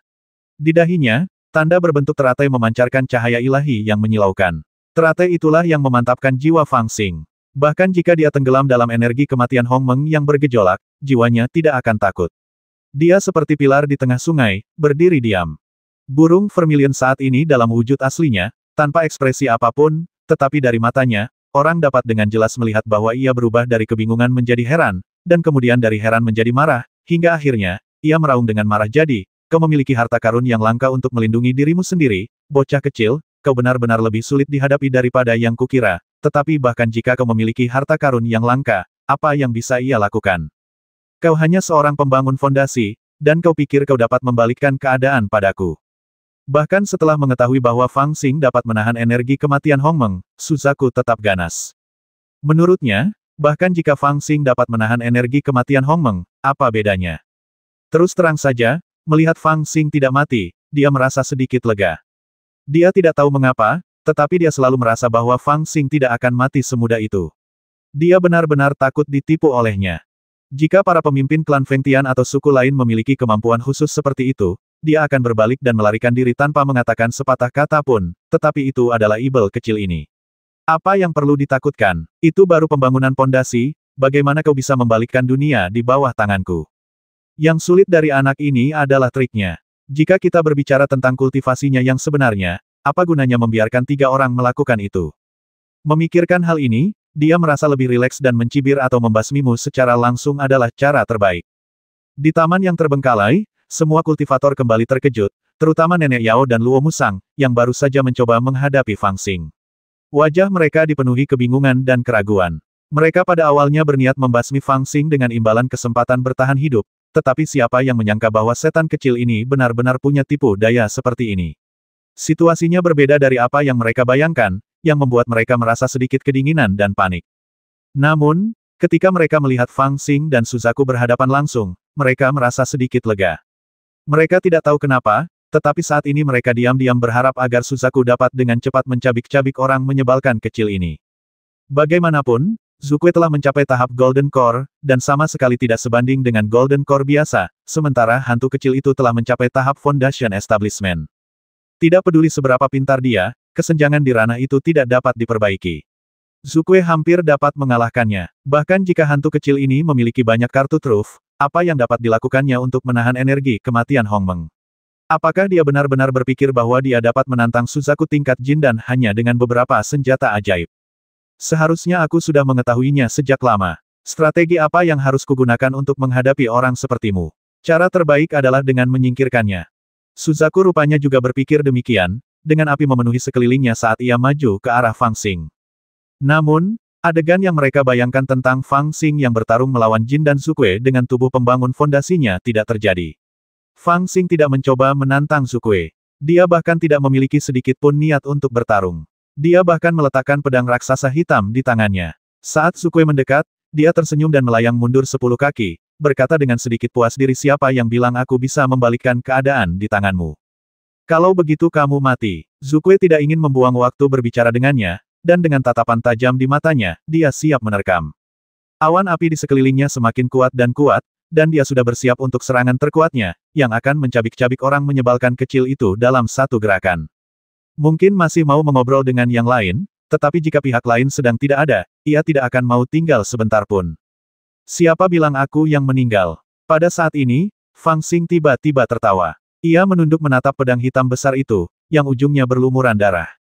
Kemudian ia tiba-tiba menatap Suzaku dan berkata sambil menyeringai, Lao Xie, aku akan mengirimmu masuk sekarang.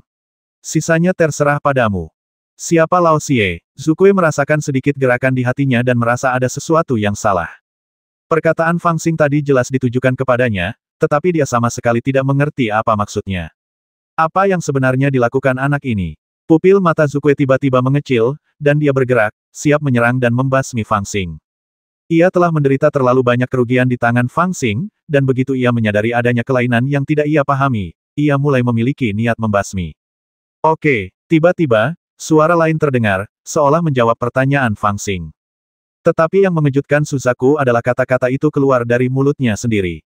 Apa yang sedang terjadi? Sebuah firasat buruk, atau mungkin rasa panik yang tidak dapat dijelaskan, tiba-tiba muncul dalam hati Zukue. Kesadarannya bergerak, memindai seluruh tubuhnya, lalu tiba-tiba membeku, lalu tampaknya telah menemukan sesuatu, dengan cahaya yang menyilaukan di matanya. Beraninya kau lakukan ini padaku, padaku. Dengan raungan kemarahan, dia menyerbu dengan ganas, bagai awan api. Akan tetapi, Fang Xing mengabaikannya saat makhluk itu melesat ke arahnya, hanya menatapnya sambil tersenyum, tanpa bergerak. Burung vermilion terbang dengan aura pembasmi, tetapi saat cakarnya hendak mencengkeram wajah Fang Xing, gerakannya tiba-tiba membeku. Wajahnya tampak seperti pembasmi, tetapi tiba-tiba ia tersenyum aneh ke arah Fang Xing, memperlihatkan ekspresi terima kasih. Setelah itu, Suzaku yang ada di udara jatuh ke tanah dengan keras, dan tubuhnya mulai bergetar terus-menerus seolah-olah terkoyak.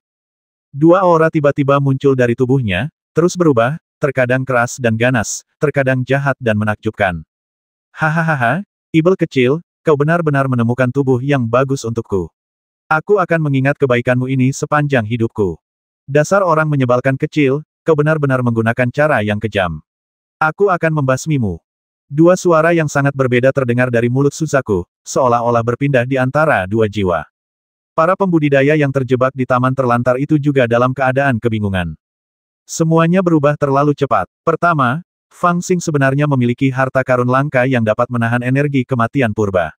Hal ini mengejutkan mereka tanpa kata-kata. Namun, saat itu, mereka masih sedikit khawatir bahwa Fang Xing, yang berada di tahap pembentukan pondasi, tidak akan sebanding dengan Suzaku. Namun, mereka tidak pernah menyangka bahwa setelah hanya satu ronde pertarungan, Suzaku akan menjadi seperti ini. Tangkap mayatnya. Begitu mereka melihat penampilan Zukue, mereka tahu bahwa ia sedang mengalami kerasukan tubuh. Namun, meskipun orang-orang pernah melihat orang mengambil alih tubuh orang lain, pernahkah ada yang melihat seseorang menggunakan pencurian peluru sebagai sarana penyerangan? Mungkinkah ada seseorang yang secara khusus memelihara roh sejati yang dapat mengambil alih tubuh orang lain di lautan kesadarannya, menunggu untuk mengirimnya ke tubuh lawan untuk mengambil alih tubuh tersebut?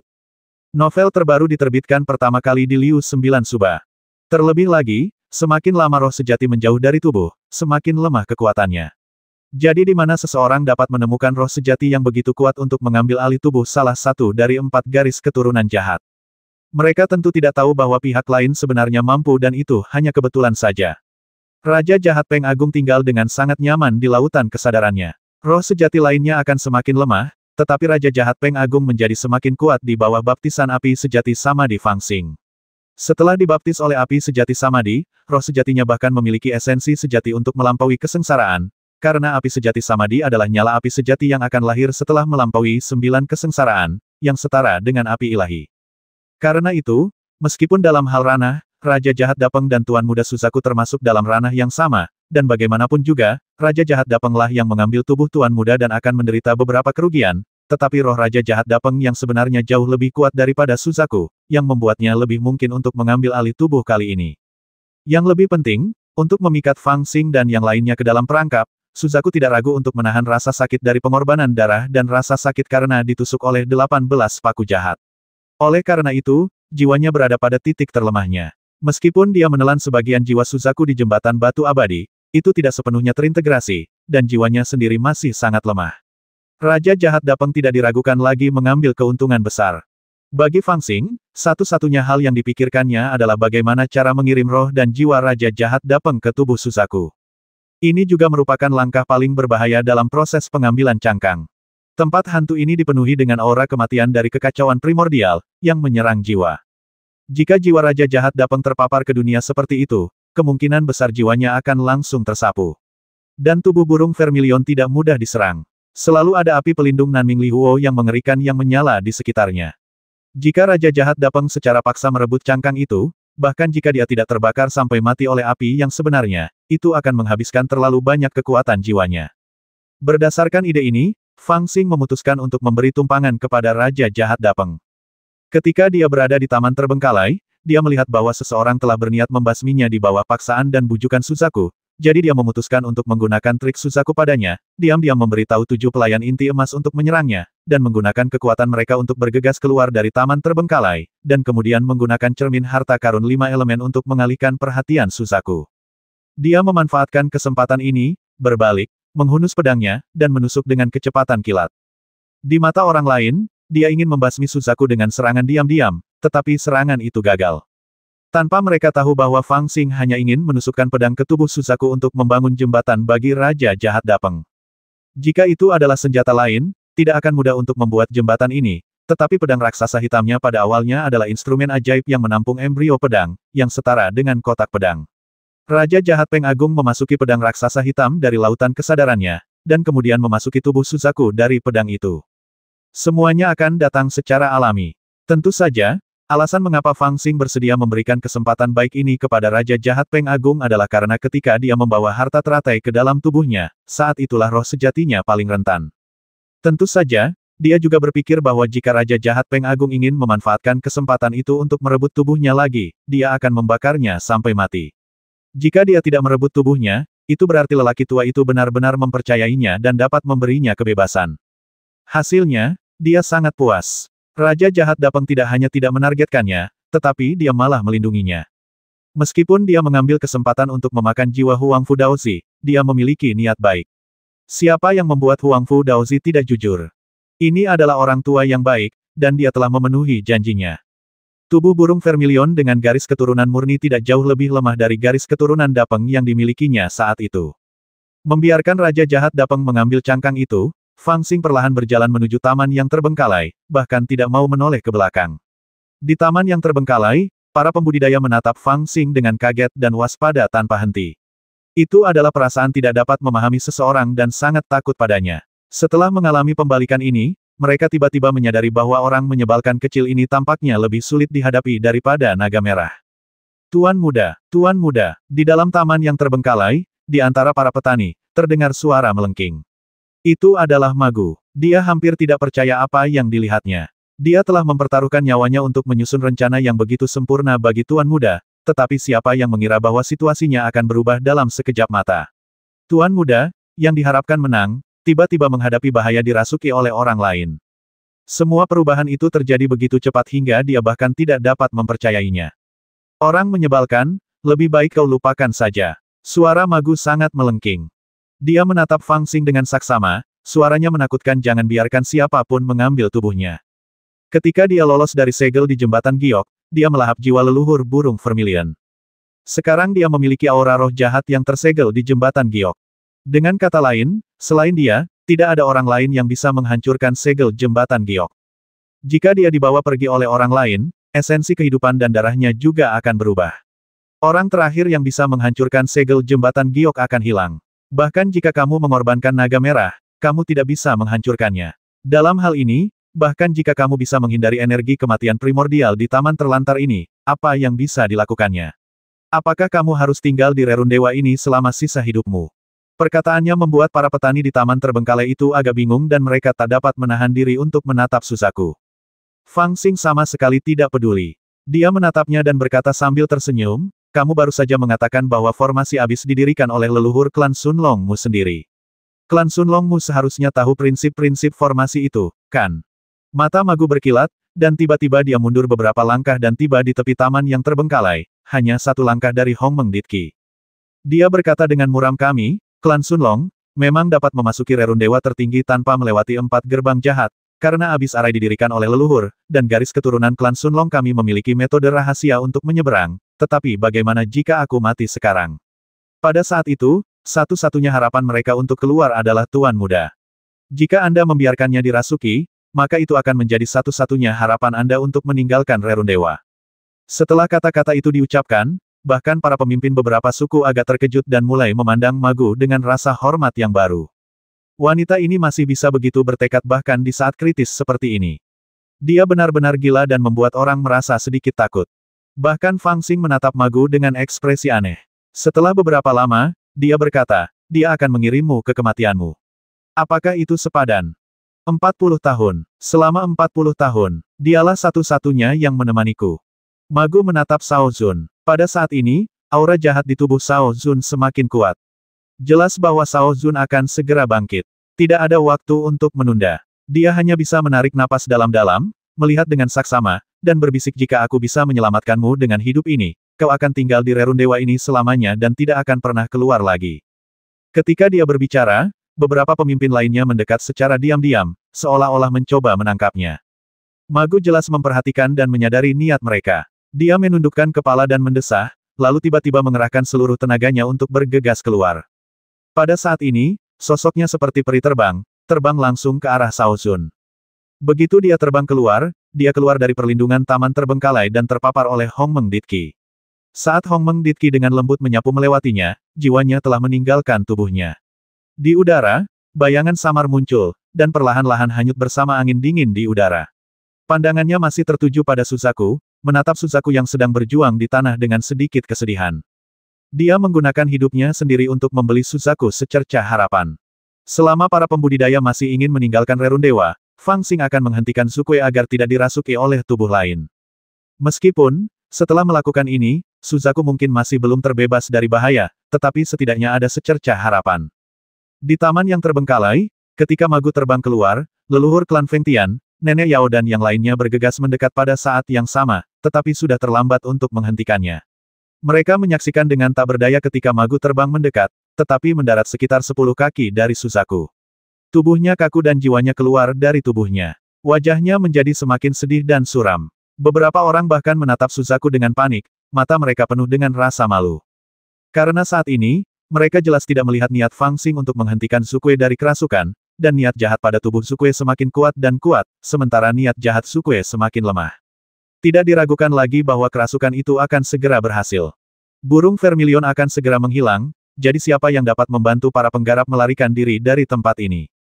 Kalian wanita mesum benar-benar gila. Dia ingin kalian mati untuk mencapai tujuannya, dan kalian benar-benar rela menggunakan hidup kalian untuk memberinya kesempatan bertahan hidup.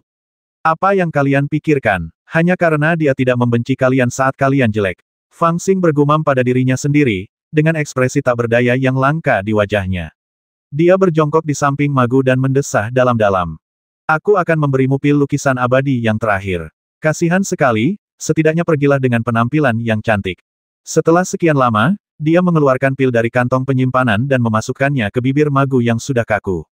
Kemudian dia mengumpulkan kekuatan spiritual di telapak tangannya dan membelai dahi Magu, membantu tubuhnya, yang masih memiliki sedikit kehidupan, untuk melarutkan kekuatan obatnya. Pada saat yang sama, dia menghaluskan wajahnya, yang telah terdistorsi dan berubah bentuk karena penggunaan kekuatan spiritual yang terlalu dini. Pada akhirnya, Magu secantik peri dan tampak seperti manusia. Dia tidak jelek. Tiba-tiba, suara serak terdengar.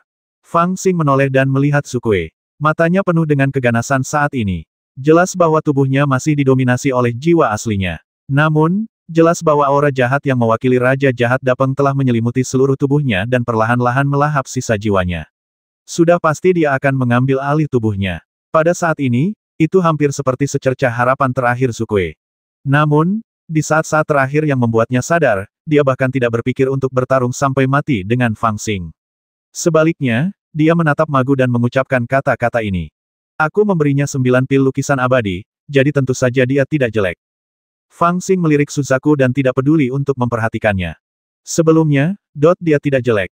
Suzaku berbicara dengan enggan, aura ganas di tubuhnya perlahan menghilang. Saya lihat kamu merasa sedikit tertekan sekarang. Fang Xing mencibir pada Zukue dan menghela napas, tapi sebelumnya, wajahnya dipenuhi luka beracun, atau hangus, atau dia tampak aneh karena kekuatan spiritual kuat yang dia gunakan tadi. Sejujurnya, tidak ada yang akan menganggapnya cantik. Saya bukan manusia, jadi menurut saya dia sangat cantik. Cahaya di mata Suzaku berangsur-angsur memudar, tetapi dia masih mengucapkan kalimat ini dengan sangat jelas. Kamu menang. Fang Xing tertegun sejenak, menggelengkan kepalanya, dan bergumam, apa yang telah kau lakukan sejauh ini? Sambil berbicara, dia mengulurkan telapak tangan kanannya dan meraih udara. Sebuah bola tanah beterbangan dan menutupi Magu. Kemudian dia berbalik dan berjalan menuju taman yang terbengkalai. Pada saat ini, jejak terakhir dari keganasan di tubuh Suzaku berangsur-angsur menghilang. Tubuhnya sepenuhnya dipenuhi oleh aura jahat. Bahkan mata yang terbuka sedikit untuk melihat sekeliling tampak licik dan jahat. Novel terbaru diterbitkan pertama kali di Liu 9 Suba. Ketika Zukue meninggal, roh dan jiwanya hancur, dan dunia tidak ada lagi. Salah satu Raja Ibel yang pernah terkenal di Beiju, Raja Jahat Dapeng, terlahir kembali saat ini. Fang Xing menyadari perubahan ini dan merasa lega. Ia tersenyum pada para pemimpin dan mengepalkan tinjunya, berkata, Senior, selesai sudah kedua wanita jalang jahat ini. Sisanya terserah kita. Mari kita bahas bagaimana cara keluar. Berhentilah terlihat begitu menyedihkan. Apakah menurutmu aku tipe orang yang akan menjebak diriku sendiri di sini? Para pemimpin beberapa suku di Taman Terlantar itu memang agak putus asa. Lagi pula, apa yang dikatakan Magu tadi tidak terdengar salah. Jika pengorbanan naga merah pun tidak mampu menghancurkan segel 4 gerbang kejahatan, dan cangkang burung vermilion telah diambil, bagaimana semua orang bisa pergi? Namun, ketika mereka mendengar kata-kata terakhir Fang Xing, mata mereka tiba-tiba menjadi cerah dan mereka semua menoleh ke arahnya. Fang Xing terkekeh dan tiba-tiba berbalik dan pergi. Dia tidak lagi takut dengan energi kematian Hong Meng dan dapat bergerak bebas di Rerun Dewa. Tubuhnya bergerak maju mundur secepat kilat. Tidak lama kemudian, dia terbang kembali dengan jimat giok di tangannya. Dia mengangkatnya dengan ringan dan melemparkannya ke Zidaoren, pemimpin klan Fengtian di Taman Terlantar. Kemudian dia berjongkok di luar Taman Terlantar, tidak mengucapkan sepatah kata pun, dan terkekeh. Ketika pendeta Tao Ungu menerima jimat giok, dia melihat ke bawah dengan sedikit terkejut, tetapi wajahnya tiba-tiba berubah. Bagaimana jimat giok Fang Zeng bisa ada di tanganmu? Tentu saja aku keluar untuk mengambilnya. Kalau aku tidak bilang kalau aku sedang terburu-buru menyelamatkan seseorang, orang tua itu tidak akan memberikannya kepadaku. Fang Xing menjawab dengan jujur. Dan tanpa rasa bersalah, ia menatap para biksu lainnya dengan penuh perhatian dan berkata, kalian datang terlalu tergesa-gesa, dan tidak ada udara di dalam. Apakah kalian ingin aku membantu kalian menyampaikan pesan di luar? Kau bisa masuk dan keluar dari Rerun Dewa tertinggi dengan bebas. Beberapa petani tua mengabaikan godaannya dan berteriak kaget seolah-olah mereka telah melihat hantu. Lebih baik keluar masuk dengan bebas. Sangat melelahkan jika harus berlarian maju mundur. Di mata para kultivator yang tercengang, Fang Xing menghela napas, perlahan berdiri, menunjuk ke batu biru di luar taman terbengkalai yang menjadi pusat formasi, dan berkata sekarang, jika aku memecahkan batu biru itu, aku bisa membasmi kalian semua. Dia kemudian menunjuk ke arah luar Rerun Dewa dan berkata aku juga bisa membawa kalian pergi dari Rerun Dewa. Dengan kata lain, hidup dan mati kalian ada di tanganku. Semakin dia berbicara, semakin dia menjadi sombong.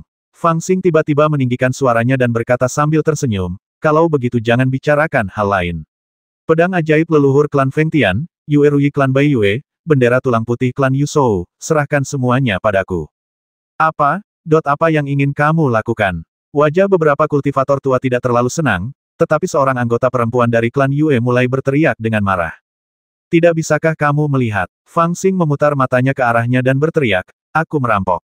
Bertentangan dengan harapan Fang Xing, dia pikir akan butuh banyak usaha untuk mengelabui harta karun langka itu ke tangannya. Tetapi dia tidak menyangka itu akan jauh lebih lancar dari yang dia kira. Setelah beberapa keraguan, para kultivator dari berbagai klan di Guixu memilih untuk menyerahkan harta karun langka itu.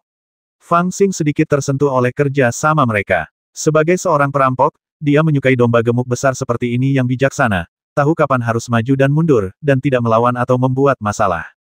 Dengan kata lain, semua kultivator benar-benar yakin. Tidak ada yang bisa mereka lakukan. Menurut pendapat mereka, orang menyebalkan kecil ini bahkan lebih sulit dihadapi daripada Susaku. Dia tidak hanya mengendalikan hidup dan mati semua kultivator, kekuatannya tidak boleh diremehkan. Belum lagi 7 pelayan inti emas dan naga merah di lapangan, dia bahkan mendapat bantuan dari Raja Jahat Dapeng yang telah mengambil alih tubuh Susaku. Kekuatannya tidak kalah dengan kekuatan gabungan dari para kultivator lainnya. Lao Xie, aku ingin mencari jalan menuju surga. Hanya kau dan aku yang bisa bergerak bebas di rerun dewa ini. Kau mau pergi? Fang Xing memandang Susaku dan berkata, meskipun dia tahu bahwa Susaku telah berubah menjadi Raja Jahat Dapeng, dia masih merasa sedikit tidak nyaman dengan hal itu. Raja Jahat Peng Agung memusatkan pikirannya dan merasakan situasi di tubuhnya. Ia berkata dalam hati yang dalam, aku baru saja mengambil alih tubuh lain. Jiwaku belum kokoh. Aku harus mengasingkan diri selama 99 hari untuk menyatukan jiwaku sepenuhnya. Tidak disarankan untuk memulai perang sekarang, karena takut meninggalkan bahaya tersembunyi di dalam tubuh dan memengaruhi pencapaian di masa depan. Mustahil bagiku untuk menemanimu di jalan kuno menuju surga ini, tetapi aku dapat mengantarmu dalam perjalananmu. Aku telah mengambil alih tubuh orang ini dan melahap jiwanya. Aku telah memperoleh sebagian ingatannya. Dengan pengetahuanku, aku juga dapat memberimu beberapa nasihat. Rencananya sudah diputuskan, dan Fang Xing memberikan diagram formasi di tangannya kepada Hen Tianning, lalu meminta 7 pelayan Golden Core dan Red Dragon yang hadir untuk melindunginya agar tidak ada yang memanfaatkannya. Kemudian dia mengambil harta rahasia masing-masing klan dan melebarkan sayapnya dengan Vermilion Bird untuk terbang ke kedalaman rerun dewa. Ketika para kultivator lain melihat ini, mereka semua cemburu, tetapi terjebak di taman terlantar ini oleh energi kematian Hongmeng, adalah hal yang langka untuk dapat menyelamatkan hidup mereka, apalagi hal lainnya. Setelah terbang dalam jarak tertentu, ia mengamati medan dan terbang ke satu arah. Fang Xing memperoleh slip giok dari seorang suci tertentu dari klan Sunlong, dan secara kasar mengetahui lokasi jalan kuno Tongtian di rerun dewa tersebut. Raja Jahat Peng Agung melahap jiwa burung Vermilion dan memperoleh sebagian ingatannya. Oleh karena itu, meskipun bangunan-bangunan di rerun dewa Istana Tao runtuh dan jalannya sulit dibedakan, itu bukan masalah besar bagi mereka berdua. Mereka menghindari batasan-batasan di rerun dewa tersebut sepanjang jalan dan terbang hampir 10.000 mil jauhnya. Apakah ini tempatnya? Setelah hampir semalaman, seorang pria dan seekor burung tiba di sebuah tebing yang curam. Semakin jauh mereka melangkah, mereka melihat lautan awan yang luas dipenuhi retakan-retakan hampa dan kilat hitam. Kemanapun mereka memandang, yang terlihat hanyalah kabut yang menyebar. Mereka tidak dapat melihat dengan jelas apa yang ada di dalamnya. Di tempat ini, tanah yang hangus juga terpotong di udara, seolah-olah telah dipotong oleh seseorang. Arahnya seharusnya benar, tetapi mengapa bumi berakhir di sini? Mungkinkah jalan menuju surga ada di lautan awan? Raja Jahat Dapeng dan Fang Xing saling berpandangan, dan keduanya melihat keraguan di hati masing-masing. Apakah itu slip giok milik saintes dari klan Sunlong yang diperoleh Fang Xing, atau ingatan yang diperoleh setelah Raja Jahat Peng Agung melahap jiwa burung Vermilion? Tidak ada deskripsi terperinci tentang jalan kuno Tongtian. Orang hanya dapat menentukan arah umum. Sekarang, bumi telah sampai pada ujungnya. Langkah selanjutnya adalah ke lautan awan yang luas, yang dipenuhi dengan retakan kehampaan dan kilat hitam. Bahkan awan yang terbang tidak dapat melewatinya, yang membingungkan. Tempat ini aneh. Jalan kuno menuju surga mungkin tersembunyi di lautan awan. Hanya perlu mekanisme khusus untuk membukanya. Mari kita cari. Waktu tidak terbuang sia-sia. Aku belajar dari ingatan Susaku bahwa bulan September yang terbit di langit memang memiliki kekuatan untuk menekan formasi yang tersisa di rerun dewa. Jika tidak, perjalanan kita di sini akan 10 kali lebih sulit. Sekarang kita harus mempertimbangkan bagaimana cara keluar setelah kamu mendapatkan kitab suci Tao. Waktu hampir habis. Mari kita cari secara terpisah. Raja Jahat Dapeng memiliki pikiran jernih dan mengemukakan pendapatnya dengan tegas. Hei, Fang Xing melirik Raja Jahat Dapeng dan terkekeh. Raja Jahat Dapeng ketakutan dan memarahi, kami sedang berbisnis, mengapa kamu tertawa? Fang Xing tertawa lebih keras, tampak sangat lega, dan berkata, Old Evil, aku tidak akan menyembunyikannya darimu. Ketika aku berada di lautan kesadaranku, aku dapat mengendalikanmu kapan saja. Aku tidak takut kamu mempermainkanku. Tetapi setelah kamu mengambil cangkang Vermilion Bird, aku benar-benar khawatir kamu akan memiliki niat lain dan merencanakan sesuatu terhadapku. Aku telah sangat berhati-hati sepanjang perjalanan ke sini, tetapi sekarang tampaknya kamu masih sangat teliti, teman lama. Raja Jahat Peng Agung berwajah dingin, meludah ke tanah, dan berkata, kamu menghakimi orang lain dengan hati-hati. Aku adalah Raja Jahat Peng Agung yang bermartabat, bagaimana mungkin aku menjadi penjahat yang tidak menentu? Hehe, sekarang setelah kamu terbuka, aku akan mengatakan yang sebenarnya. Ketika pertama kali aku ingin merebut cangkangmu, aku benar-benar sangat menderita di tanganmu. Dapat dikatakan bahwa aku telah menderita lebih dari yang pernah kuderita sepanjang hidupku. Namun kemudian, bocah kecilmu benar-benar mampu. Kamu benar-benar memurnikan api sejati Samadhi dengan tubuh pembangun fondasimu. Manfaat yang kudapatkan tidak terbatas. Selain itu, kita telah melakukan banyak hal bersama. Bohong jika mengatakan bahwa aku tidak punya perasaan apapun. Faktanya, aku telah menganggapmu sebagai cucuku di hatiku. Fang Xing langsung kesal saat mendengar ini dan mengumpat, bodoh amat John denganmu, apa kau memanfaatkanku? Kenapa kau tidak memperlakukanku seperti cucumu sendiri? Raja jahat Dapeng terdiam, dan berkata orang ini mengubah sikapnya lebih cepat dari seekor guk-guk, untung saja aku sudah terbiasa dengan itu. Keduanya mengobrol sebentar, lalu berpisah untuk mencari mekanisme yang akan membuka jalan kuno menuju surga. Bahkan, kata-kata ini seperti mengurai simpul di hati mereka. Bagaimanapun, mantan Raja Jahat Dapeng memang seperti tahanan bagi Fang Xing, tetapi sekarang dia bebas. Fang Xing sedikit takut, tetapi dia sebenarnya punya cara untuk melawannya. Ketika dia mempelajari bendera Wanling dengan Raja Jahat Dapeng, untuk mencegah Raja Jahat Dapeng berpikir dua kali, dia telah menandatangani kontrak jiwa selama 10 tahun.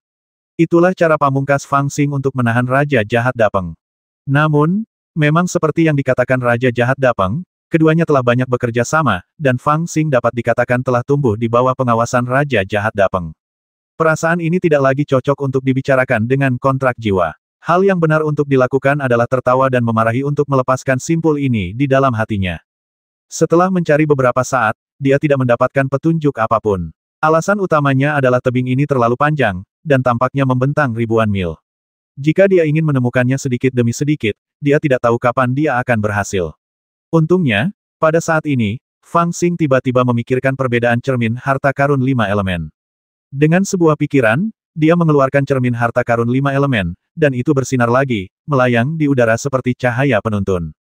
Setelah melayang di udara selama beberapa saat, cermin harta karun 5 elemen itu tampak seperti sedang membedakan sesuatu, lalu bergerak sedikit dan terbang maju dengan sendirinya. Fang Xing buru-buru mengikutinya. Melihat hal ini, Raja Jahat Dapeng di kejauhan juga melebarkan sayapnya dan terbang mendekat, mengikuti cermin harta karun itu bersama Fang Xing. Cermin harta karun itu terbang perlahan selama beberapa saat, lalu seolah-olah ditarik oleh kekuatan tak terlihat, cermin itu benar-benar sampai di sebuah batu hitam besar di tepi tebing.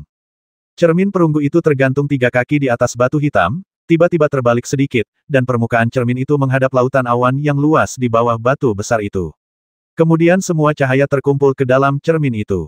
Setelah 3 tarikan napas, tiba-tiba cahaya itu keluar lagi. Cahaya itu menyilaukan, dan mengandung spiritualitas yang tak terlukiskan, seperti pedang, menusuk langsung ke lautan awan yang luas di bawah tebing, dan tidak terlihat di mana ia jatuh. Cermin ini memang berbeda. Ketika aku melihatnya, aku teringat bahwa dalam ingatan Zukue, cermin harta karun 5 elemen ini sangat penting.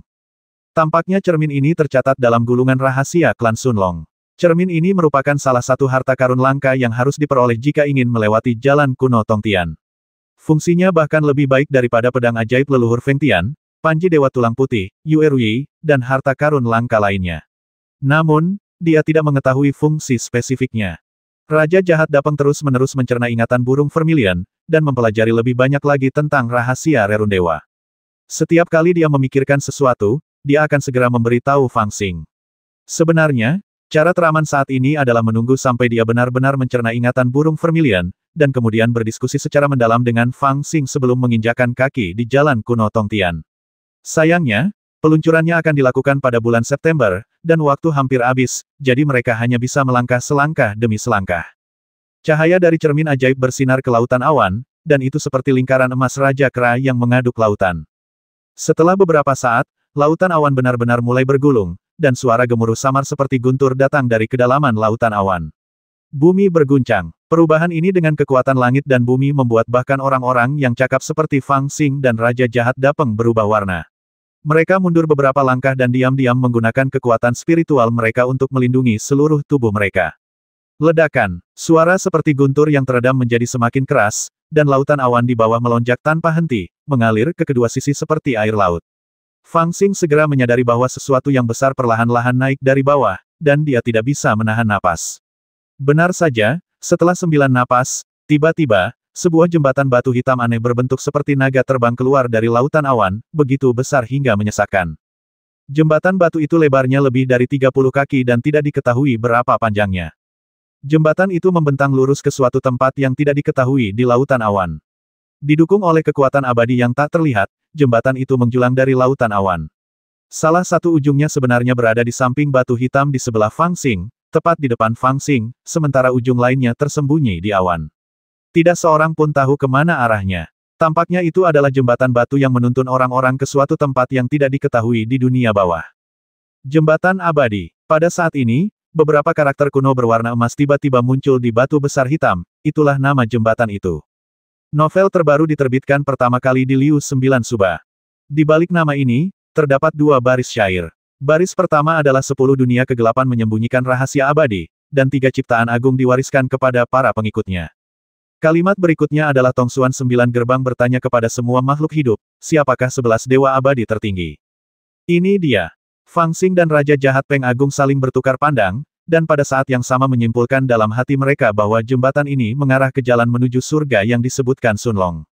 Hantu kecil, apakah kamu yakin ingin pergi? Mata Raja Jahat Dapeng berkedip, dan dia bertanya pada Fang Xingdao dengan sangat serius. Fang Xing tidak menjawab, dia menatap jembatan batu dan mengangguk sedikit. Raja Jahat Dapeng menghela napas lega dan berkata, Istana Tao tertinggi telah hancur terlalu lama, dan banyak rahasia telah lama hilang. Tidak seorang pun tahu berapa banyak bahaya dan misteri yang ada di jalan ini. Jika Anda menerobos masuk seperti ini, sulit untuk memprediksi apakah itu akan menjadi berkah atau kutukan. Fang Xing menatap jembatan itu sejenak, lalu tiba-tiba dia tersenyum dan menunjuk ke ujung jembatan batu dan bertanya, apakah menurutmu ada harta karun di sana? Raja Jahat Dapeng sedikit terkejut, lalu tersenyum pahit dan berkata, tentu saja ada. Fang Xing menyatukan kedua telapak tangannya dan berkata, baiklah. Aku pergi dulu. Tunggu saja kabar baikku. Haha. Sambil tertawa keras, dia melompat ke jembatan batu tanpa ragu-ragu. Cermin harta karun 5 elemen juga ikut terbang bersamanya. Tepat saat dia hendak melangkah maju, kakinya tiba-tiba bergerak. Awan hijau muncul dari jembatan, membawa Fang Xing dan terbang maju dengan kecepatan tinggi. Itu menghemat banyak tenaga saya. Fang Xing begitu berani sehingga dia hanya duduk, mengeluarkan pedang hitam besar, meletakkannya di lututnya, dan menunggu hasilnya. 460.